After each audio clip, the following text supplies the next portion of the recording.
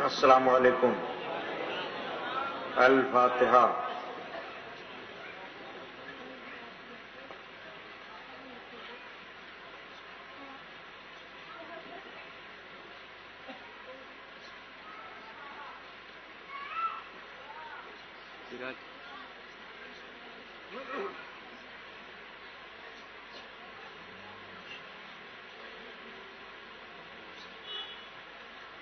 قال اللہ تعالی فی شان حبیبہ بسم اللہ الرحمن الرحیم ان اللہ وملائکتہ یصلون علی النبی یا ایھا الذین آمنوا صلوا علیہ وسلموا تسلیما.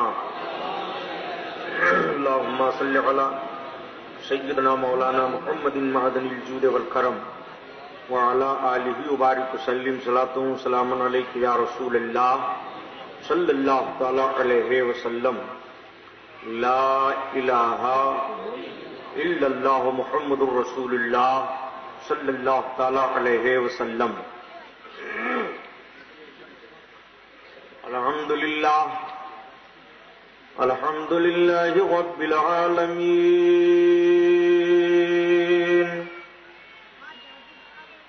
والصلاة والسلام علی سید المرسلین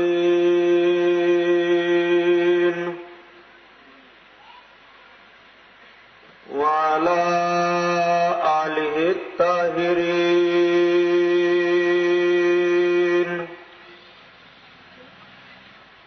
وصحابہ المطہرین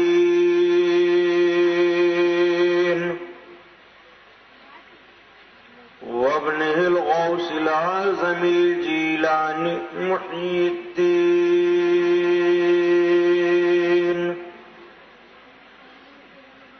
وأهل بيته أجمعين.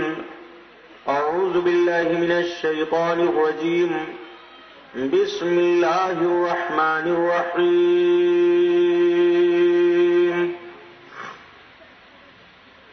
جاء الحق وزهق الباطل إن الباطل كان زهوقا. صدق الله البصير القدير وصدق رسوله البشير النذير والحمد للہ رب العالمین.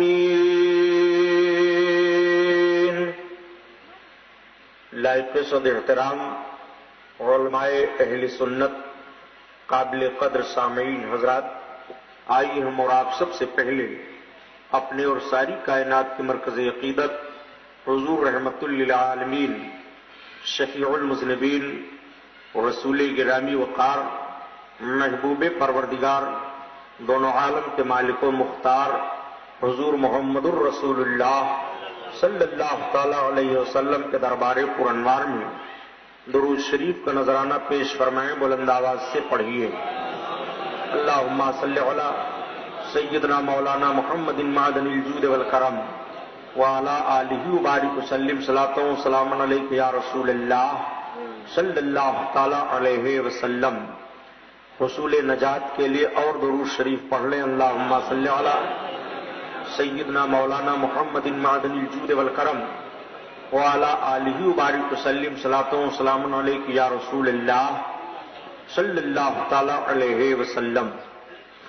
حضرات، آج یہ عظیم الشان جلسہ ذکر شہیدان کربلا کے 12 روزہ پروگرام کا آخری جلسہ ہے، جس میں ہم اور آپ شرکت کی سعادت حاصل کیے ہوئے ہیں. اللہ رب العزت اس محفل پاک کو قبول فرمائے، شہیدوں کے صدقہ میں ہماری اور آپ کی نجات فرمائے. حضرات، اسٹیج پر موقر علماء اہل سنت تشریف فرما ہیں.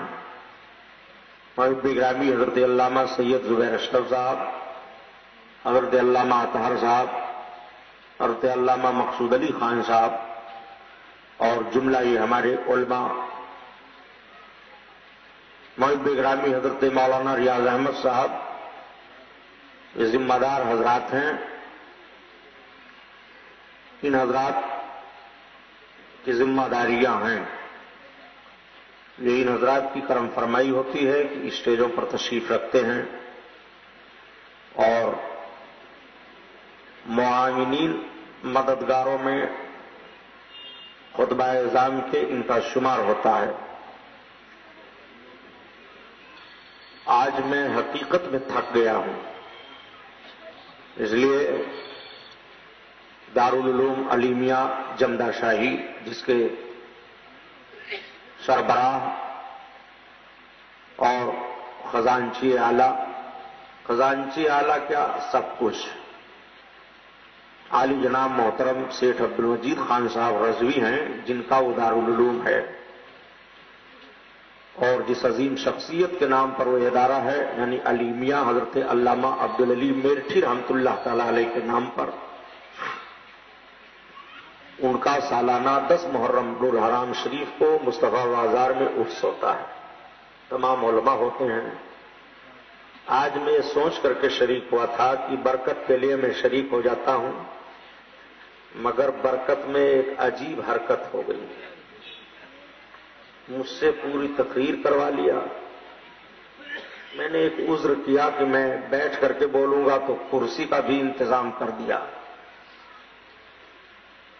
اور ابھی مجد گرامی سیٹھ عبدالمجید خان صاحب رضوی نے فون پر بات کی کہ سبحانی صاحب آج آپ کو بہت جم کر کے بولنا ہے۔ تو ہم نے کہا دونوں کام سرکاری ہے، وہاں بھی جم کر کے بولے دوپہر میں، یہاں بھی اب بولیں گے، کل بھی بولنا ہے، پرسوں بولنا ہے، مسلسل بولنا ہے۔ وہ تو ایسے ہوا، ایک ایس ڈی ایم دورہ کر رہا تھا اسکولوں کا، ایک ماسٹر صاحب جا رہے تھے سائیکل سے، ان کو روک دیا، کہا ایک کام کرو یہ ذرا کھوٹا گاڑو۔ تو اب ایس ڈی ایم کا حکم تھا، وہ کھوٹا گاڑنے لگا، تو پوچھ لیا ایس ڈی ایم نے کہ کہاں جا رہے تھے؟ کہا صاحب اسکول پر جا رہا تھا پڑھانے۔ کہا اچھا تم ٹیچر ہو، رہنے دو۔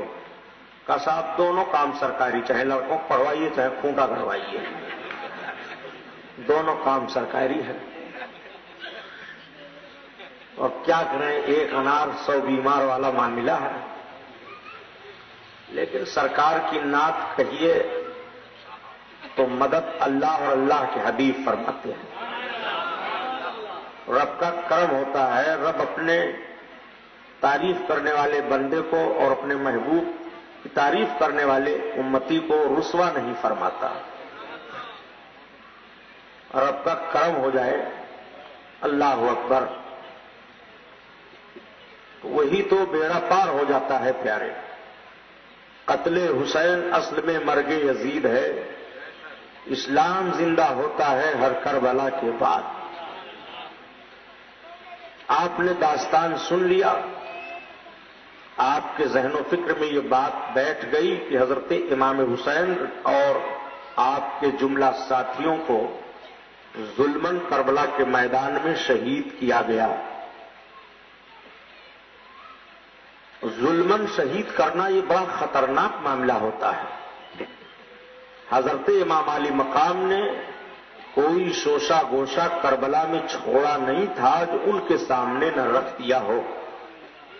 یہاں تک آپ نے ان کو بچانے کی کوشش کی کہ تم لوگ مجھے جانے دو اور میں کسی سرحدی علاقے میں رہ کر کے امن و امان سے اپنی زندگی گزار لوں گا۔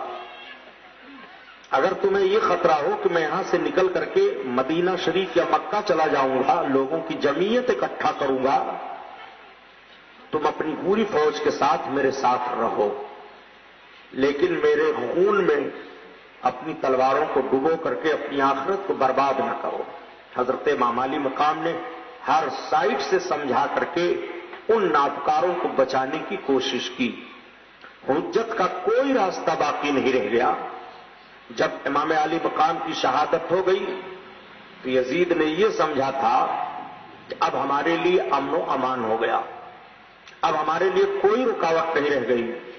شیطان کا غلبہ اس پر اتنا ہوا کہ وہ کھلم کھلا شرابی ہو گیا، بہن اور بھائیوں کے ساتھ نکاح ہونے لگا، درباروں میں کنیزوں کو ناچنے پر مجبور کیا جانے لگا، سارنگی اور طبلے کا رواج ہو گیا، شراب خوری، سود خوری، نماز کی پابندی اٹھ گئی، لوگ شریعت میں اتنی بدعملی کے شکار ہو گئے کہ حضرت عبداللہ ابن حنظلہ غسیل الملائکہ کہتے ہیں کہ جب یزید کا ظلم اتنا بڑھا کہ ہم لوگوں کو تصور ہوا کہ اب آسمان سے پتھر برس پڑیں گے تو اس کی بیعت توڑ دی گئی. حضرت امام علی مقام کے تعلق سے اس نے سوچا تھا کہ انہوں نے بیعت نہیں کی اور میں نے ان کو ختم کر دیا، راستے سے روڑا ہٹ گیا. لیکن امام علی مقام نے جو لکیر کھینچ دی تھی، حضرت امام علی مقام نے جو حد متعین کر دی تھی، حضرت امام علی مقام کے بعد بھی اس حد پر چلنے والے رسول کونین صلی اللہ علیہ وسلم کے امتی اٹھ کھڑے ہوئے اور یزید کے کارنامے کو، اس کے منشا کو پھیل کیا. وہ ظالم اتنا بڑھ گیا تھا کہ جب اس نے سنا کہ مکہ المکرمہ اور مدینہ طیبہ میں یہ لوگ ہیں جو میری بغاوت پر اٹھ کھڑے ہوں گے، تو اس نے سب سے پہلا کارنامہ حضرت امام حسین کی شہادت پر جو غلط اور گھنونا پھر کام کیا، اس نے اپنی فوج کو مسلم بن عقبہ کی سربراہی میں مدینہ شریف پر چڑھائی کروا دیا. وہ ظالم مدینہ شریف پر یہ نہیں سوچا کہ مدینہ مدینہ ہے. مدینۃ المنورہ کے لیے اللہ کے رسول صلی اللہ علیہ وسلم نے ارشاد فرمایا کہ جس نے مدینہ والوں کے لیے اور مدینہ کے لیے غلط سوچا یا تکلیف دی، اللہ تعالیٰ اس کو جہنم میں ایسے پگھلائے گا جیسے برف پگھل جاتا ہے، ایسے جلائے گا جیسے جل کر کے کوئی کوئلہ ہو جائے. اللہ کے رسول صلی اللہ علیہ وسلم نے مدینہ شریف والوں کو جو ڈرائے، جو دھمکی دے، سرکار نے اس کو جہنمی فرمایا.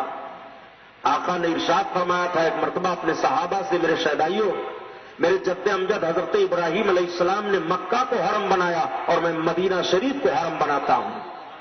مدینہ شریف حرم محترم ہے. اسی لیے بریلی کے تاجدار امام احمد رضا خان علیہ رحمت الرضوان فرماتے ہیں، 14ویں صدی کے مجدد اعظم، کہ حرم کی زمین کا عالم تو یہ ہے کہ حرم کی زمین اور قدم رکھ کے چلنا، حرم کی زمین اور قدم رکھ کے چلنا، ارے سر کا موقع ہے وہ جانے والے، وہ جانے والے. حرم حرم ہے، مدینہ مدینہ ہے.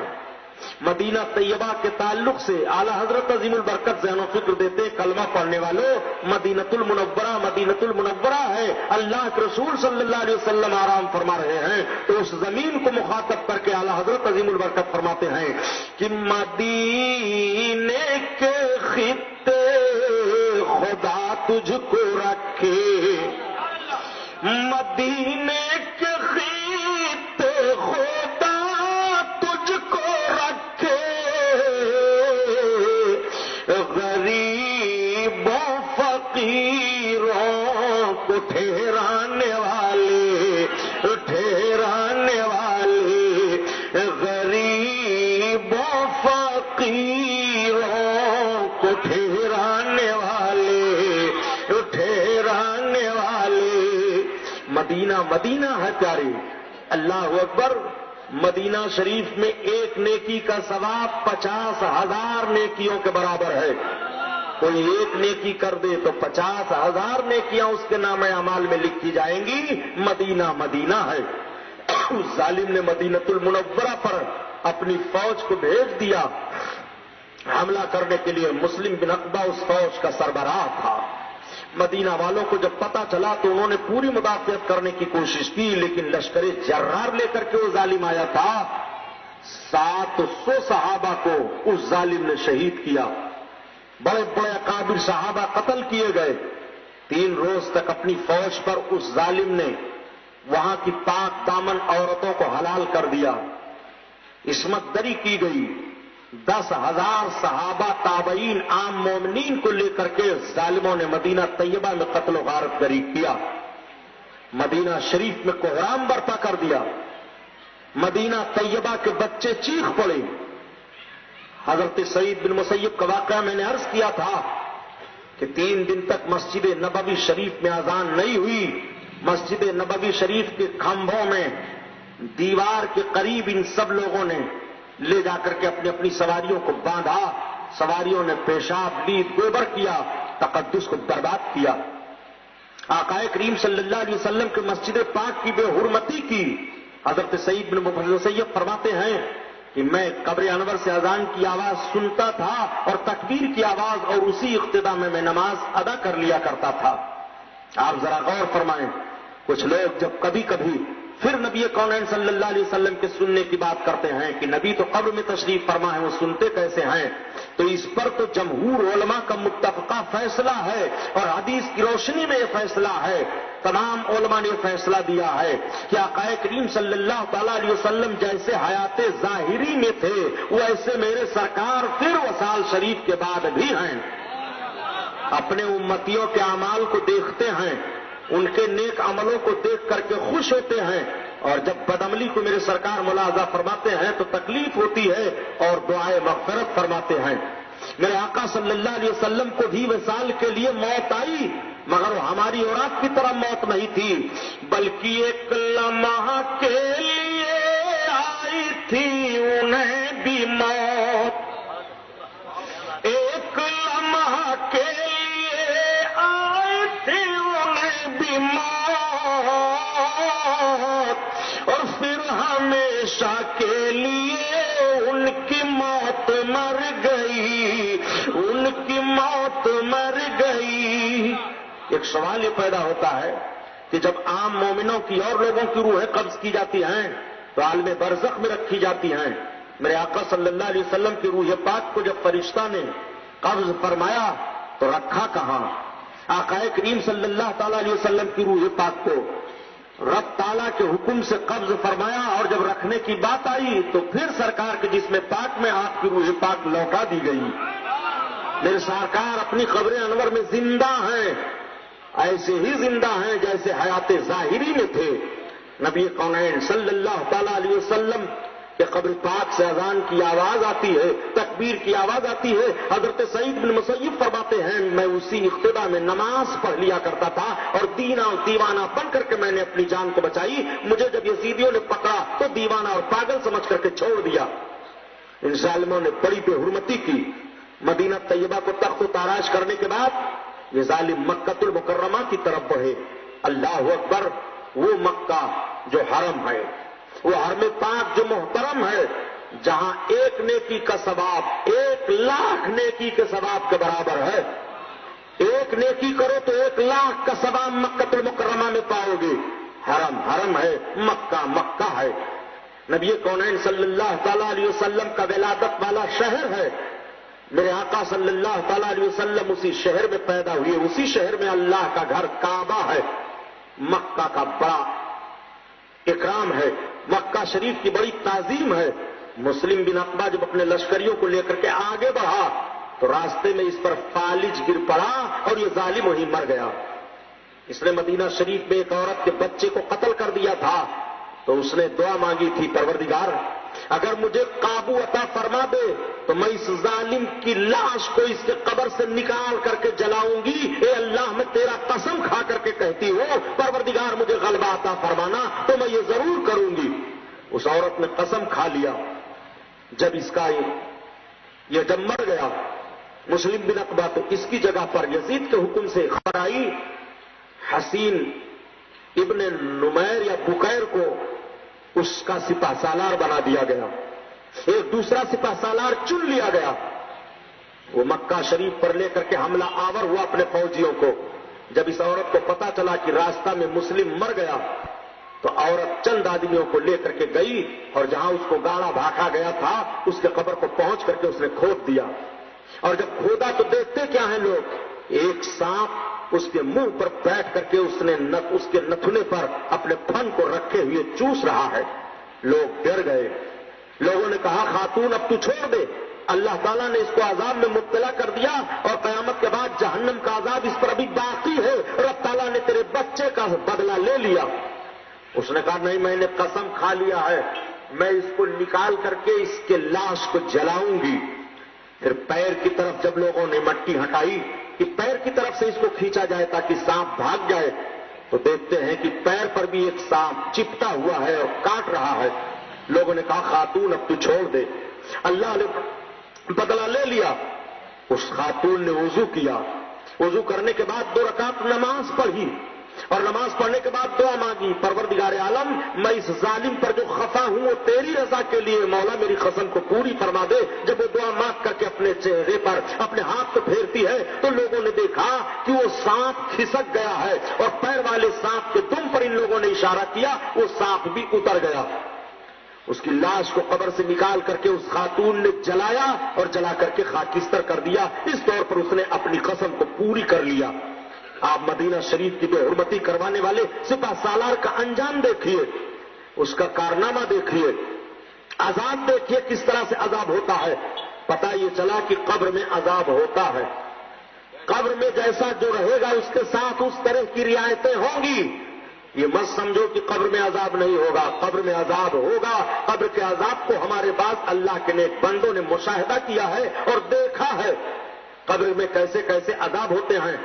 حضرت علامہ جلال الدین سیوطی رحمۃ اللہ تعالی علیہ کی ایک بڑی مشہور کتاب ہے شرح الصدور باحوال الموتى والقبور، اس میں بہت سارے قسم کے عذاب قبروں کے تعلق سے بتائے گئے ہیں اور ان روایتوں کو بھی بیان کیا گیا ہے کہ جس قسم کے بزرگوں نے قبروں میں عذاب کو دیکھا ہے، قبر میں عذاب ہوتا ہے۔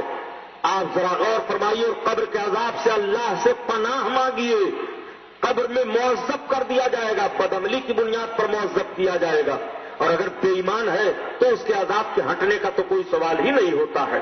اگر کوئی ایمان کے ساتھ بھی قبر میں جا رہا ہے اور بدعمل ہے تو اپنی بدعملی کا سبب عذاب اللہ کی مرضی پر ہے، وہ قبر میں پا سکتا ہے۔ اللہ رحیم و کریم ہے اور اب تعالیٰ اسے معاف بھی کر دے۔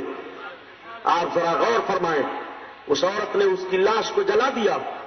دوسرا سپہ سالار ظالم جب مکہ شریف پر حملہ آور ہوا تو حضرت عبداللہ ابن زبیر تمام لوگوں کو پکارتے ہیں اکٹھا ہو جاؤ، اور اپنی بھاری جمعیت لے کر کے اس کا مقابلہ کیا۔ ان ظالموں نے اتنے پتھر برسائے، خانہ کعبہ کا غلاف جل گیا۔ حضرت ابراہیم علیہ السلام تو تسلیم اور حضرت اسماعیل کے جو تبرکات تھے وہ بھی اسی میں جل گئے، خانہ کعبہ کے غلاف کو آگ لگ گئی، مگر زبردست حملہ کیا حضرت عبداللہ ابن زبیر نے اور اعلان کر دیا کہ ظالموں تم کیا لڑ رہے ہو، تمہارا امیر تو مر گیا کوفہ دمشق میں۔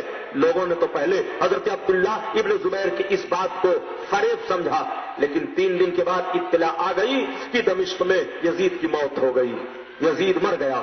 جب ان لوگوں نے سنا کہ یزید مر گیا تو ان کی ہمتیں ان کی پست ہو گئیں اور شامی پیچھے ہٹے، پھر مکہ والے حجاز والے یہ آگے بڑھے اور ان سب کو مار کر کے بھگایا۔ یزید کی موت کیسے ہوئی ذرا دیکھیے، بڑی بھیانک موت ہوئی۔ یزید کی موت پر ایک شعر کہا ہے بڑے معتبر شاعر نے کہ یزید جب مرا تو اس کے سرہانے، اس کے تکیے کے نیچے شراب رکھی ہوئی تھی اور ایک ناچنے گانے والی سارنگی لے کر کے ناچتی تھی، گاتی تھی، کبھی اٹھتی تھی اور کبھی بیٹھتی تھی، ایسی حالت میں اس کی موت ہوئی۔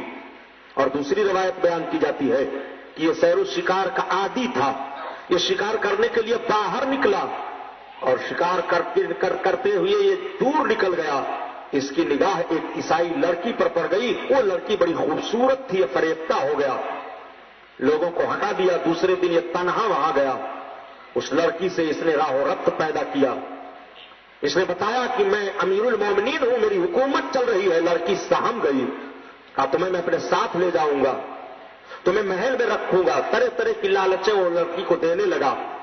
بڑی ہمت لڑکی تھی، اس نے کہا ٹھیک۔ یہ ایک گھوڑا لے کر کے گیا اور اس لڑکی کو بٹھا کر کے لے کر کے چلا۔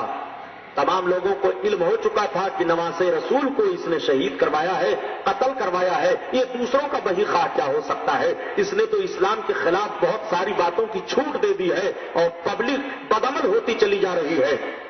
تھی تو عیسائی لڑکی، مگر اس کے ذہن و فکر میں یہ باتیں آ رہی تھیں۔ جب اس نے گھوڑے پر بیٹھایا تو بیٹھنے سے پہلے اس لڑکی نے اپنے بغل میں خنجر کو چھپا لیا، اور جب لے کر کے چلے تو ایک گاؤں کے قریب پہنچتے ہی لڑکی نے پیچھے سے حملہ کیا اور اس کے اوپر خنجر کا وار کیا، یہ سواری سے نیچے گر گیا۔ لڑکی نے اس کے سینے پر ایک وار کیا اور یہ واصل جہنم ہو گیا، مر گیا۔ یہ لڑکی وہاں سے اٹھ کر کے چلے آئی اور اس کی لاش وہیں پڑی رہ گئی۔ لوگ جب تلاشتے ہوئے گئے تو دیکھا کہ یہ مرا پڑا ہوا ہے اور اٹھا کر کے لائے، اس کی تجہیز و تکفین کی گئی۔ جہاں پر یزید کو دفن کیا گیا تھا آج وہاں پر شیشہ گلانے کی فیکٹری بنا دی گئی ہے، شیشہ پگھایا جا رہا ہے، دنیا میں بھی آگ کو دیکھا، آخرت میں بھی وہ آگ کو دیکھ رہا ہے، اور جہنم کا عذاب ابھی باقی ہے۔ اللہ کے رسول صلی اللہ علیہ وسلم نے یہ بھی فرمایا تھا کہ جہنمیوں کا آدھا عذاب امام حسین کے قاتلوں پر ہوگا، جہنم کے آدھے عذاب میں سارے جہنمی ہوں گے، اور جہنم کا آدھا عذاب میرے نواسے کے قاتلوں پر ہوگا، اتنا سخت عذاب ہوگا۔ اللہ اکبر! یہ ظالم تو ختم ہوا۔ اس ظالم کے ختم ہونے کے بعد شام و مصر والوں نے یزید کے لڑکے معاویہ کو تخت نشین کیا، اس کو اپنا حاکم چنا، اس کو امیر بنایا، مگر وہ لڑکا بہت نیک تھا، صالح تھا، بیمار تھا۔ 21 سے 22 روز یا 2-3 مہینہ وہ حکومت کے تخت پر رہا، اور اس کے بعد جب وہ اس کو یہ خیال ہوا کہ اب میں دنیا میں نہیں رہ جاؤں گا، تو لوگوں نے کہا کہ تم اپنے بعد کسی کو اپنا خلیفہ نامزد کر دو۔ اس نے کہا مجھے خلافت میں کوئی ذائقہ نہیں ملا، اس تلخی میں کسی کو مبتلا کرنا نہیں چاہتا ہوں۔ وہ اپنے باپ کی ان بری عادتوں سے ناراض تھا لڑکا، اس کا انتقال ہو گیا۔ معاویہ کے انتقال کے بعد حضرت عبداللہ ابن زبیر کے ہاتھوں پر مصر و شام والوں نے بھی بیعت کر لی۔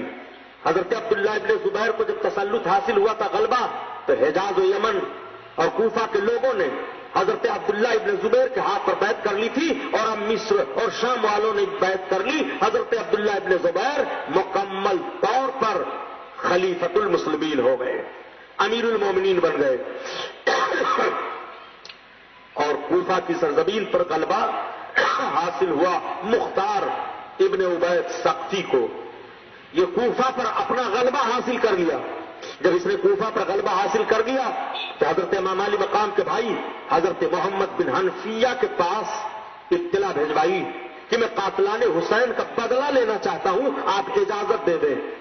اطلاع تو اس نے بھیجوائی، وہاں سے اجازت آنے سے پہلے اس نے ایک خط بھی اپنی طرف سے لکھ لیا اور کہا محمد بن حنفیہ نے یہ خط بھیجا ہے کہ ہمارے بھائی کا بدلہ لو تم، ہماری طرف سے اجازت ہے۔ حالانکہ آپ نے خط نہیں لکھا تھا، لیکن جب آپ نے سنا کہ میری طرف اس قسم کے خط کی نسبت کی گئی ہے تو حضرت محمد بن حنفیہ نے کہا کوئی بات نہیں ہے، وہ امام علی مقام کے قاتلوں کا بدلہ لینا چاہتا ہے، مجھے اس پر کوئی اعتراض نہیں ہے۔ مختار سقفی اپنے لشکریوں کو اکٹھا کیا، اکٹھا کرنے کے بعد بدلہ لینے کے لیے تیار ہوا۔ مختار سقفی کے اس کارنامے کو لوگ بہت سراہ رہے ہیں، لیکن مشیت ازدی کچھ اور تھی۔ یہ بدلہ تو لیا، بہت اچھا کارنامہ انجام دیا، اس نے بہت سارے لوگوں کو اکٹھا کر لیا، اور اکٹھا کرنے کے بعد اس نے اعلان کیا کہ مجھے بتاؤ کہ کوفہ میں وہ کتنے لوگ موجود ہیں جنہوں نے حضرت امام حسین کے قتل میں حصہ لیا تھا، یا قاتلوں کی مدد کی تھی، یا ان کے اس جنگ میں یزید کی طرف سے مدد کرنے کے لیے ہاں میں ہاں ملا رہے تھے۔ تو بتایا جاتا ہے کہ 6000 لوگوں کا پتہ اسے ملا۔ جب اس نے 6000 لوگوں کا پتہ نشان نوٹ کر لیا، تب اس نے اپنے فوج کو 3 دستے میں تقسیم کر دیا۔ ایک دستہ تو عبداللہ ابن کامل کو دیا، ایک دستہ ابراہیم ابن مالک اشتر کو دیا، اور ایک دستہ اس نے اپنے پاس رکھا۔ اب جب ابن زیاد کو پتا چلا تو ابن زیاد 20 یا 30 ہزار اپنے حامیوں کو لے کر کے اور یہ ایک میدان میں اتر پڑا۔ ابن زیاد اپنی طرف سے فوج لے کر کے اترا، اور ادھر سے مختار سقفی کی فوج اتری، اور بہت بھیانک جنگ ہوئی۔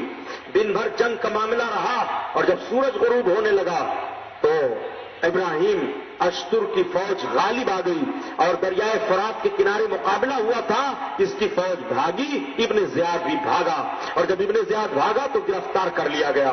ابن زیاد کو گرفتار کر کے اس کے سر کو کاٹ دیا گیا، اور کاٹنے کے بعد مختار سقفی کے دربار میں پہنچایا گیا۔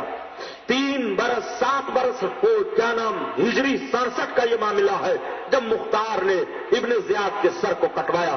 یزید نے تو کل حکومت 3 برس کچھ ماہ کی تھی، 6 برس کے اندر اندر حالات کیسے بدل گئے ذرا دیکھیے۔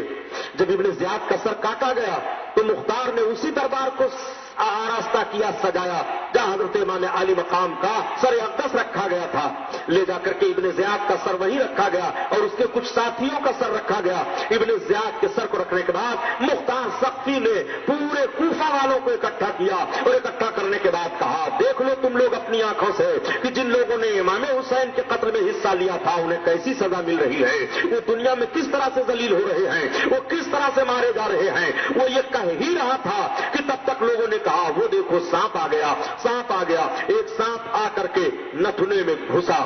بتایا جاتا ہے کہ پہلے جتنے ابن زیاد کے ساتھیوں کا کٹا ہوا سر رکھا تھا، سارے سروں پر وہ گھومتا ہوا ابن زیاد کے نتھنے میں گھس گیا اور گھسنے کے بعد نکلا، پھر گھسا، پھر نکلا، پھر گھسا، پھر نکلا اور اس کے بعد غائب ہو گیا۔ یہ کوئی تاریخ کی بات نہیں ہے، یہ واقعہ ترمذی شریف میں ہے، جو حدیث کی کتاب سے ستہ کی کتاب ہے، ترمذی شریف میں یہ واقعہ لکھا ہوا ہے کہ سانپ گھسا اور گھس کر کے اس کے نتھنے سے نکل گیا۔ یہ تو دنیا میں ذلت و رسوائی کا عذاب اس کے لیے ہوا اور آخرت کا عذاب ابھی اس کے لیے باقی ہے۔ اس نے للکار کر کے کہا کہ کوفہ والوں دیکھ لو، ابھی چند روز گزرے ہیں، چند سال گزرے ہیں کہ حضرت امام حسین کے خون نے رنگ دکھا دیا اور رب تعالیٰ حضرت امام حسین کے خون کا بدلہ کس طرح سے لے رہا ہے۔ میں ایک ایک قاتلان حسین کے حامیوں کو چن چن کر کے ماروں گا، میں کسی کو چھوڑوں گا نہیں، میرا مشن یہی ہے۔ پورے مورخین مختار کے اس کارنامے کو بہت سراہتے ہیں، بہت تعریف کرتے ہیں۔ اب اس نے پھر کیا کام کیا؟ اس نے کہا کوفیوں سے کہ کل میں ایک ایسے آدمی کو قتل کروں گا کہ لوگ عبرت حاصل کریں گے اور جس سے تمام مومنین بہت خوش ہو جائیں گے اس کے قتل پر۔ ایک آدمی بیٹھا ہوا تھا، وہ سمجھ گیا اشارہ مختار سقفی کا۔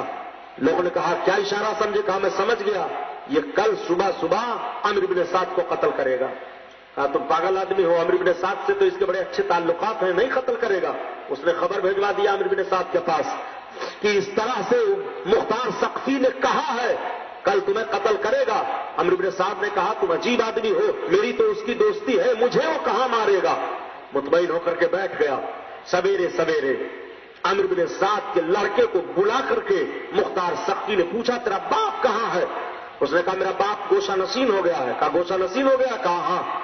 کہا اس وقت وہ گوشہ نشین کیوں نہیں ہوا جب حضرت امام حسین کا معاملہ تھا؟ اب گوشہ نشین ہوا ہے، در جوانی توبہ کردن سنت پیغمبری سے وقت پیری گرگ ظالم میں شوق پرہیزگار۔ جوانی میں اپنے گناہوں کی معافی مانگو، جوانی میں اپنے رب کو راضی کرو، جوانی میں گناہوں سے توبہ کرو۔ یہ تو پیغمبروں کی محبت کا طریقہ ہے۔ وہ بڑھاپے میں تو بھیڑیا بھی پرہیزگار بن جاتا ہے، اب بڑھاپے میں گوشہ نشین ہو کر کے بیٹھا ہوا ہے۔ سنو ابھی کیا کرتا ہوں۔ چنانچہ اس نے کچھ لوگوں کو بھیجا اور کہا جاؤ اسے گرفتار کر کے لاؤ۔ یہ لوگ گئے تو گرفتار کر کے لانے کو کون کہے، گھر کو گھیر لیا اور گھر میں گھس کر کے اس کو قتل کر دیا۔ قتل کرنے کے بعد اس کے سر کو لے کر کے پہنچ گئے، سر کو رکھا گیا۔ مختار سقفی نے عمرو بن سعد کے بچے حفص سے کہا یہ دیکھ کس کا سر ہے؟ وہ رونے لگا۔ اس نے کہا یہ تو میرے باپ کا سر ہے۔ کہا روتا کیوں ہے؟ تو اپنے باپ کا کٹا ہوا سر دیکھ کر کے روتا ہے، ایسے کربلا کے میدان میں جب امام حسین کا سر جدا کیا گیا تھا تو ان کے شہزادے زین العابدین نے کتنا آنسو بہایا تھا، ان کی بہن نے کتنا آنسو بہایا تھا، ان کی بیویوں نے کتنا آنسو بہایا تھا۔ تو باپ کو چاہیے تھا کہ یہ کارنامہ انجام دینے سے پہلے اس کے نتیجے پر غور کر لے، جو جیسا کرتا ہے اس کے سامنے رب تعالیٰ اسی طرح کا ماحول پیش کر دیتا ہے۔ مختار سقفی نے للکارا، کہا آپ کیا تو چاہتا ہے؟ کہا جب میرے باپ قتل کر دیے گئے تو میں زندہ رہ کر کے کیا کروں گا؟ کہا اسے بھی قتل کر دو۔ کہا تجھے تو اس لیے قتل کیا جا رہا ہے، تیرے باپ کو قتل کیا گیا ہے امام حسین کے سر کے بدلے میں، اور تجھے قتل کیا جا رہا ہے علی اکبر کے سر کے بدلے میں، حالانکہ تو ان کے مرتبے کا نہیں ہے۔ ان کے مرتبے کو کون کہے؟ ان کے پاؤں سے کے نیچے جو خاک لگ جائے اس تک بھی تو نہیں پہنچ سکتا ہے۔ قتل کروایا اسے بھی، دونوں کو مروایا۔ پورے کوفہ میں ہنگامہ ہے، بھاگنے لگے چھوڑ کر کے لوگ۔ اس نے اتنا ناکہ بندی کر دی تھی کہ اگر کوئی بھی نکل کر کے شہر سے جا رہا تھا تو سمجھ لیا جاتا تھا کہ حضرت امام حسین کے قاتلوں میں سے ہے یا قاتلوں کے حامیوں میں سے ہے یا راضی رہنے والوں میں سے ہے، اسے مار دیا جاتا تھا۔ مختار سقفی نے 6000 لوگوں کو کوفہ میں قتل کروایا۔ مختار سقفی نے ابن زیاد کو مارا، عمرو بن سعد کو مارا۔ اب اس کے بعد مختار سقفی کے سامنے ایک ایک لائے گئے۔ حضرت علی اصغر کے حلق پر تیر جس نے مارا تھا جب اسے پکڑا گیا تو آپ نے فرمایا تو نے تیر مارا تھا علی اصغر کے؟ गले पर।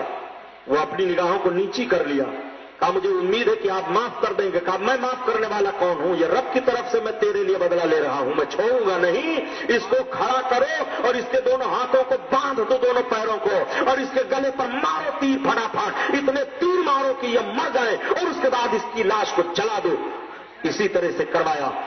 हजरत अली असगर के कातिल को हजरत अब्बास रज़ी अल्लाह ताला अन्हु का कातिल लाया गया, जिसने हजरत अब्बास के घोड़े और आपकी तलवार पर कब्जा कर लिया था। आपने फरमाया, मुख्तार सख्ती ने कहा कि तू बहुत बड़ा बहादुर बनता था, तूने अब्बास अलमबरदार के बाजू काटे थे और उनकी तलवार उनके घोड़े पर तुमने कब्जा किया था, लोग बता रहे हैं। उसने कहा मैंने ऐसा नहीं किया। कहा तू झूठ बोलता है, मैं तेरे दोनों हाथ काटूंगा और तेरी गर्दन काटूंगा, और जिस तरह से तू कब्जा किया था अब तेरे बाल की तो जरूरत नहीं है, मगर तेरे भी लाश को मैं जलवा करके छोड़ूंगा। मुख्तार सख्ती ने इसी तरह की सजा दिलवाई। ये नहीं कि सीधे सीध कत्ल कर दिया जाए। एक बदमाश पकड़ करके लाया गया, इसने हजरत अली अकबर को कत्ल किया था। कहा इसको इस तरह से कत्ल मत करो। कहा पहले इसका हाथ काटो ताकि ये तड़पे, उसके बाद इसका दूसरा हाथ काटो ताकि ये तड़पे, उसके बाद इसकी आंखें निकालो ताकि ये तड़पे, और जब ये तड़पता रहे अगर न मरे तब इसके सर को तन से जुदा करो। उसे तड़पा तड़पा करके मुख्तार सख्ती ने मारा और कहा यह अली अकबर के कत्ल का बदला है, और अभी आखिरत में तेरे लिए अजाब बाकी है, जुल्म का अजाब बाकी है जो तुम लोगों ने जुल्म किया। एक एक को चुन चुन करके मुख्तार सख्ती ने मरवाया। हदीस शरीफ में मेरे आका सल्लल्लाहु अलैहि वसल्लम ने फरमाया था, एक पैगंबर के ताल्लुक से, गालिबन हजरत यहिया के बदले में, हजरत यहिया के बदले में इतने मारे गए 70,000, और मेरे हुसैन के बदले में 70 और 70 मारे जाएंगे। तारीख बता रही है कि 1,40,000 लोग हजरत इमाम हुसैन के कत्ल के बदले में कत्ल किए गए। सवाल ये पैदा होता है कि जब 22,000 ही कातिलीन में थे तो 1,40,000 को मरवाने की जरूरत क्या थी। तो मौरखीन बता रहे हैं कि वो तो करबला में 22,000 गए थे, जिसके ऊपर पता चलता था कि ये राजी था उनके कत्ल से, या ये हिमायत कर रहा था, या ये हामी था, या ये खामोश था और कहता था ये हुकूमत का मामला है, हमें क्या जरूरत है हुसैन की मदद करने की। उन सबको भी चुन चुन करके मरवाया था। इस तौर पर 1,40,000 की तादाद पूरी हो जाती है। अल्लाह अकबर, किसी को छोड़ा नहीं मुख्तार सख्ती ने। ऐसी ऐसी सजा दी मुख्तार सख्ती ने, इतनी कड़ी सजा दिया मुख्तार सख्ती ने। हुरमला इब्ने काहिल लाया गया, उसको मारा। इसी मरदूद के ताल्लुक से तो बताया गया कि हजरत अली असगर के हलक पर तीर मारा था। सेनान पकड़ा गया, शिमर पकड़ा गया। जब शिमर लाया गया तो कहा क्यों तूने इमाम अली मकाम को हर तरह से तकलीफ देने की कोशिश की, और तू ही है जिससे पूरे करबला का मैदान खून से रंगीन हुआ। हर साइड पर सुलह और मसाले की बातें सामने आती थी, लेकिन तू रोड़ा बन जाता था कोढ़ी। जब उसे पकड़ करके लाया गया शिमर को, तो उसके साथी बयान करते हैं कि ये जब भागा है और भाग करके ये फौज का मुकाबला अब्दुल्ला इब्ने कामिल का किया तो, लेकिन अब्दुल्ला इब्ने कामिल के फौजियों ने इसे पकड़ लिया। तो एक ये बारीक चादर ओढ़े हुए था और इसके सीने पर जो बर्स का दाग था कोढ़ का, वो जाहिर हो रहा था, दिखाई दे रहा था। ये कोढ़ ही था। अल्लाह के रसूल सल्लल्लाहु अलैहि वसल्लम ने फरमाया था, सरकार ने पेशीन गोई की थी कि मैं देख रहा हूं कि मेरे अहले बैत अतहार के मुबारक खून में एक कोढ़ी कुत्ता अपना मुंह डुबो रहा है। सरकार ने सब बता दिया था। इस जालिम को जब मुख्तार सख्ती के सामने खड़ा किया गया तो कहा तू ही रोड़ा अटकाता था। ये अपने सर को झुका लिया, कहा ऐसी बात नहीं थी। कहा तू बार बार कहता था आमिर इब्ने साद से कि फौज हमारे हवाले करो। कहां गई तेरी फौज, कहां गई तेरी ताकत, कहां गया तेरा ख्वाब जो तू ख्वाब देखा करता था। पहले इन सारी बातों को कह करके उसे याद दिलाया और कहा क्या तू सोचता है मैं तुझे जिंदा छोड़ूंगा। वो कुछ नहीं बोला। कहा तू ये समझता है कि मैं तुझे ऐसे ही मार दूंगा। वो कुछ नहीं बोला। उसने फिर कहा कि अब इसके हाथ को बांधो, दोनों पैर को इसके बांधो, और बांधने के बाद फिर इसकी नाक काटो, इसके होंठ काटो, इसकी खोपड़ी चीर दो, इसके जिस्म का एक एक हिस्सा काट दो, और काटने के बाद आग मैं लगाऊंगा इसके जिस्म में। ये हजरत इमाम हुसैन का कातिल है। चुनांचे इस तौर पर उसको काट काट करके ढेर कर दिया गया, और फिर लकड़ी मंगवाई गई, आग जला दिया मुख्तार सख्ती ने, और कहा इसमें डालो, और ऐलान कर दिया गवाह रहना कि इमाम حسین کے قاتل شمر دل دوشن کو آگ لگا کر کے جلا کر کے خاکستر میں نے کیا ہے. اس طور پر بدلہ لیا, ایک ایک سے بدلہ لیا, چھوڑا نہیں کسی کو. آپ ذرا غور فرمائیں, ادھر تو قاتلان حسین کا معاملہ ہوا سامنے, بدلہ لیا گیا. مدینہ کے لوگ بہت خوش تھے, مکہ والے بھی بہت خوش تھے. حضرت عبداللہ ابن زبیر اس وقت امیر المومنین ہیں, ان کی پوری حکمرانی ہے. ادھر پھر معاملہ یہ ہوا تھا کہ حضرت عبداللہ ابن زبیر کے تعلق سے فتنہ مروان نے پیدا کر دیا. وہی مروان جو حضرت عثمان غنی رضی اللہ تعالیٰ عنہ کے دورے ظاہری میں فتنہ پیدا کر رہا تھا. مروان پھر مصر اور شام پر قابض ہو گیا. مصر اور شام کو اس نے اپنے حلقے اقتدار میں کر لیا. جب مصر اور شام پر اس نے اپنے قبضے میں لے لیا, قبضہ میں لینے کے بعد جب مروان مرا تو اس نے اپنے بچے عبد الملک کو اس پر حکمراں بنا دیا. عبد الملک بہت چالاک تھا, بہت عابد و زاہد تھا, با عبادت گزار تھا. عبد الملک قرآن مجید کا حافظ تھا, فقیہ تھا. جب عبد الملک سے پوچھا گیا کہ عبد الملک کیسا تھا, تو ایک صاحب نے بیان کیا کہ لوگ اپنے بچے کو پیدا کرتے ہیں, لیکن مروان نے اپنے باپ کو پیدا کیا. شروع میں تو بڑا عابد و زاہد, بڑا فقیہ, بڑا نیک تھا, لیکن جب یہ حاکم بنا تو یہ شراب خوار ہو گیا تھا. ایک صاحب نے پوچھا کہ میں نے سنا ہے کہ تم بہت زیادہ شراب پیتے ہو. تو اس نے کہا آپ نے تو یہ سنا ہے کہ میں بہت زیادہ شراب پیتا ہوں, لیکن آپ نے یہ بھی سنا ہوگا کہ میں بہت زیادہ سخت بھی ہوں. عبد الملک کا معاملہ اس طرح سے ہوا. حضرت عبداللہ ابن زبیر کے ہاتھ پر لوگ اس طرح سے بیعت کیے ہوئے تھے, ایک ایک قاتلوں کا بدلہ لیا جا رہا ہے. پھر حضرت عبداللہ ابن زبیر کے لیے بھی لوگوں نے خروج کیا, مروان کی فوج چڑھی. حضرت عبداللہ ابن زبیر کو خانہ کعبہ میں ذبح کر دیا لوگوں نے. آپ کی ماں سے جب کہا گیا کہ آپ اپنے بچے کو دیکھنا چاہتی ہیں, تو آپ نے فرمایا دیکھنے سے ہمیں کوئی اب تکلیف نہیں ہوگی, اس لیے کہ بکرے کے بچے کو ذبح کر دیا جائے تو ذبح کر دینے کے بعد اب اس کو کیا تکلیف ہوگی. میرے آقا صلی اللہ علیہ وسلم نے ارشاد فرمایا تھا عبداللہ ابن زبیر کے لیے بھی کہ میں دیکھ رہا ہوں کہ ایک میڈھے کی طرح سے خانہ کعبہ کے قریب ایک مرد کو ذبح کیا جائے گا. چنانچہ جب دوسری بار جنگ ہوئی تو اس طور سے حضرت عبداللہ ابن زبیر رضی اللہ تعالیٰ عنہ کو شہید کیا گیا. حضرت عبداللہ ابن زبیر کا بڑا عظیم کارنامہ ہے. حضرت عبداللہ ابن زبیر نے مکہ شریف میں خانہ کعبہ کو تعمیر کروایا تھا, پھر سے تعمیر کروایا تھا. حضرت عبداللہ ابن زبیر نے اس نقشے پر تعمیر کروایا تھا کہ جس نقشے پر کعبہ کی تعمیر کے لیے قریش چاہ رہے تھے, مگر ان کی حلال کمائی کم پڑ گئی تھی, تو ان لوگوں نے کعبہ شریف کا تھوڑا سا حصہ چھوڑ دیا تھا, جس کو حتیم کہتے ہیں.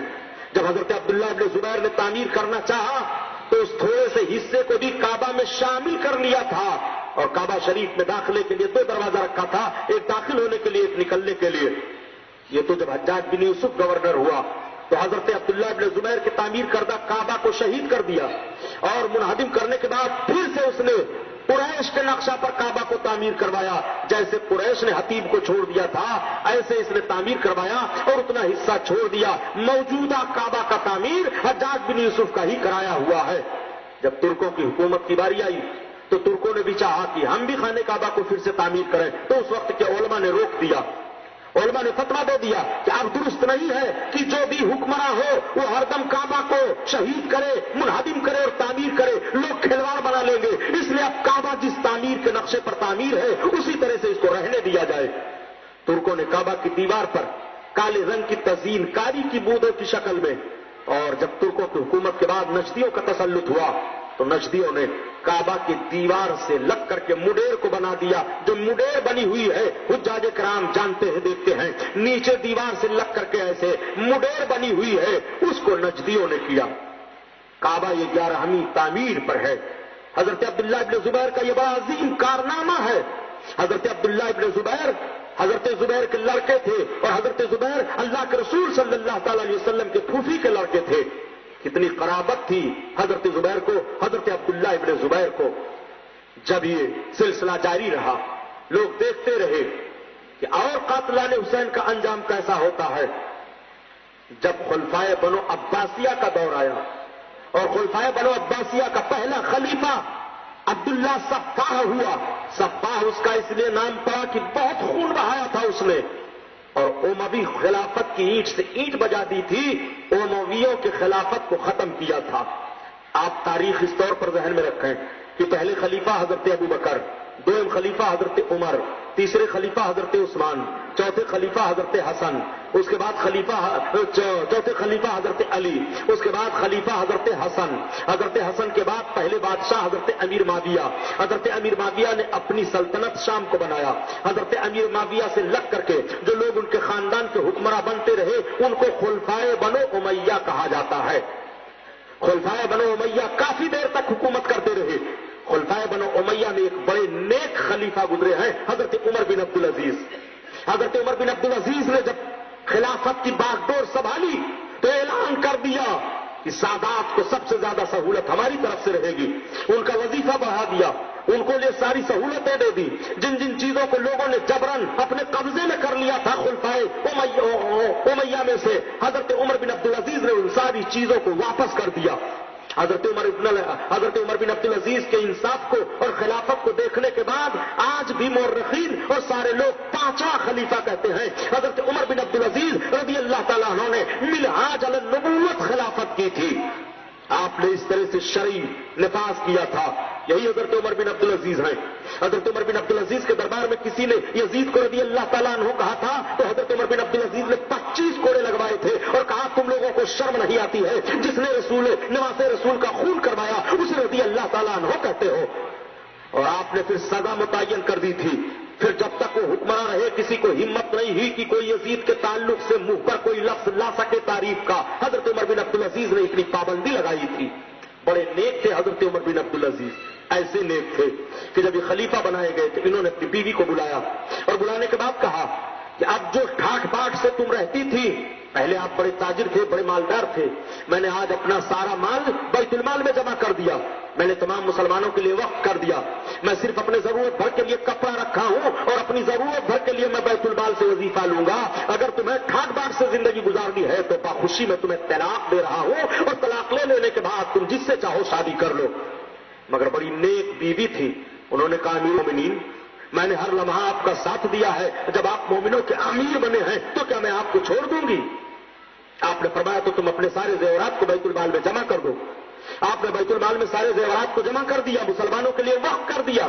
آپ نے فرمایا تم اپنی ضرورتوں کے لیے کپڑے رکھ لو، بقیہ سارے کپڑے بھی جمع کر دو۔ آپ نے جمع کر دیا باقیہ سارے کپڑوں کو۔ بڑی قناعت کی زندگی میاں بیوی گزارنے لگے۔ پورے سلطنت اسلامیہ میں آپ نے ایک روبداب قائم کر لیا اور انصاف کا ایسا چراغ جلایا کہ لوگوں نے حضرت ابو بکر، حضرت عمر، حضرت عثمان، حضرت علی کے دور خلافت کو یاد کرنا شروع کر دیا۔ حضرت عمر بن عبدالعزیز نے اس طرح سے حکومت کی، شیر اور بکری کو ایک گھاٹ پانی پلا دیا۔ حضرت عمر بن عبدالعزیز نے کسی غریب کی آنکھ پر آنسو دیکھنا پسند نہیں کرتے تھے اور کسی ظالم کو آپ چھوڑتے نہیں تھے۔ حضرت عمر بن عبدالعزیز کا حال یہ تھا کہ جب رات میں چراغ جلتا تھا تو جب تک حکومت کے کام کو وہ دیکھتے تھے چراغ حکومت کی طرف سے جلتا رہتا تھا، اور جب اپنی نجی ضرورت ہوتی تھی تو حکومت کے چراغ کو بجھوا کر کے اپنا چراغ جلا لیا کرتے تھے۔ یہ احتیاط تھا حضرت عمر بن عبدالعزیز کا۔ حضرت عمر بن عبدالعزیز نے وہ نقشہ پیش کیا کہ بنو امیہ میں سے ہوتے ہوئے بھی ان کو پانچواں خلیفہ کہا جاتا ہے۔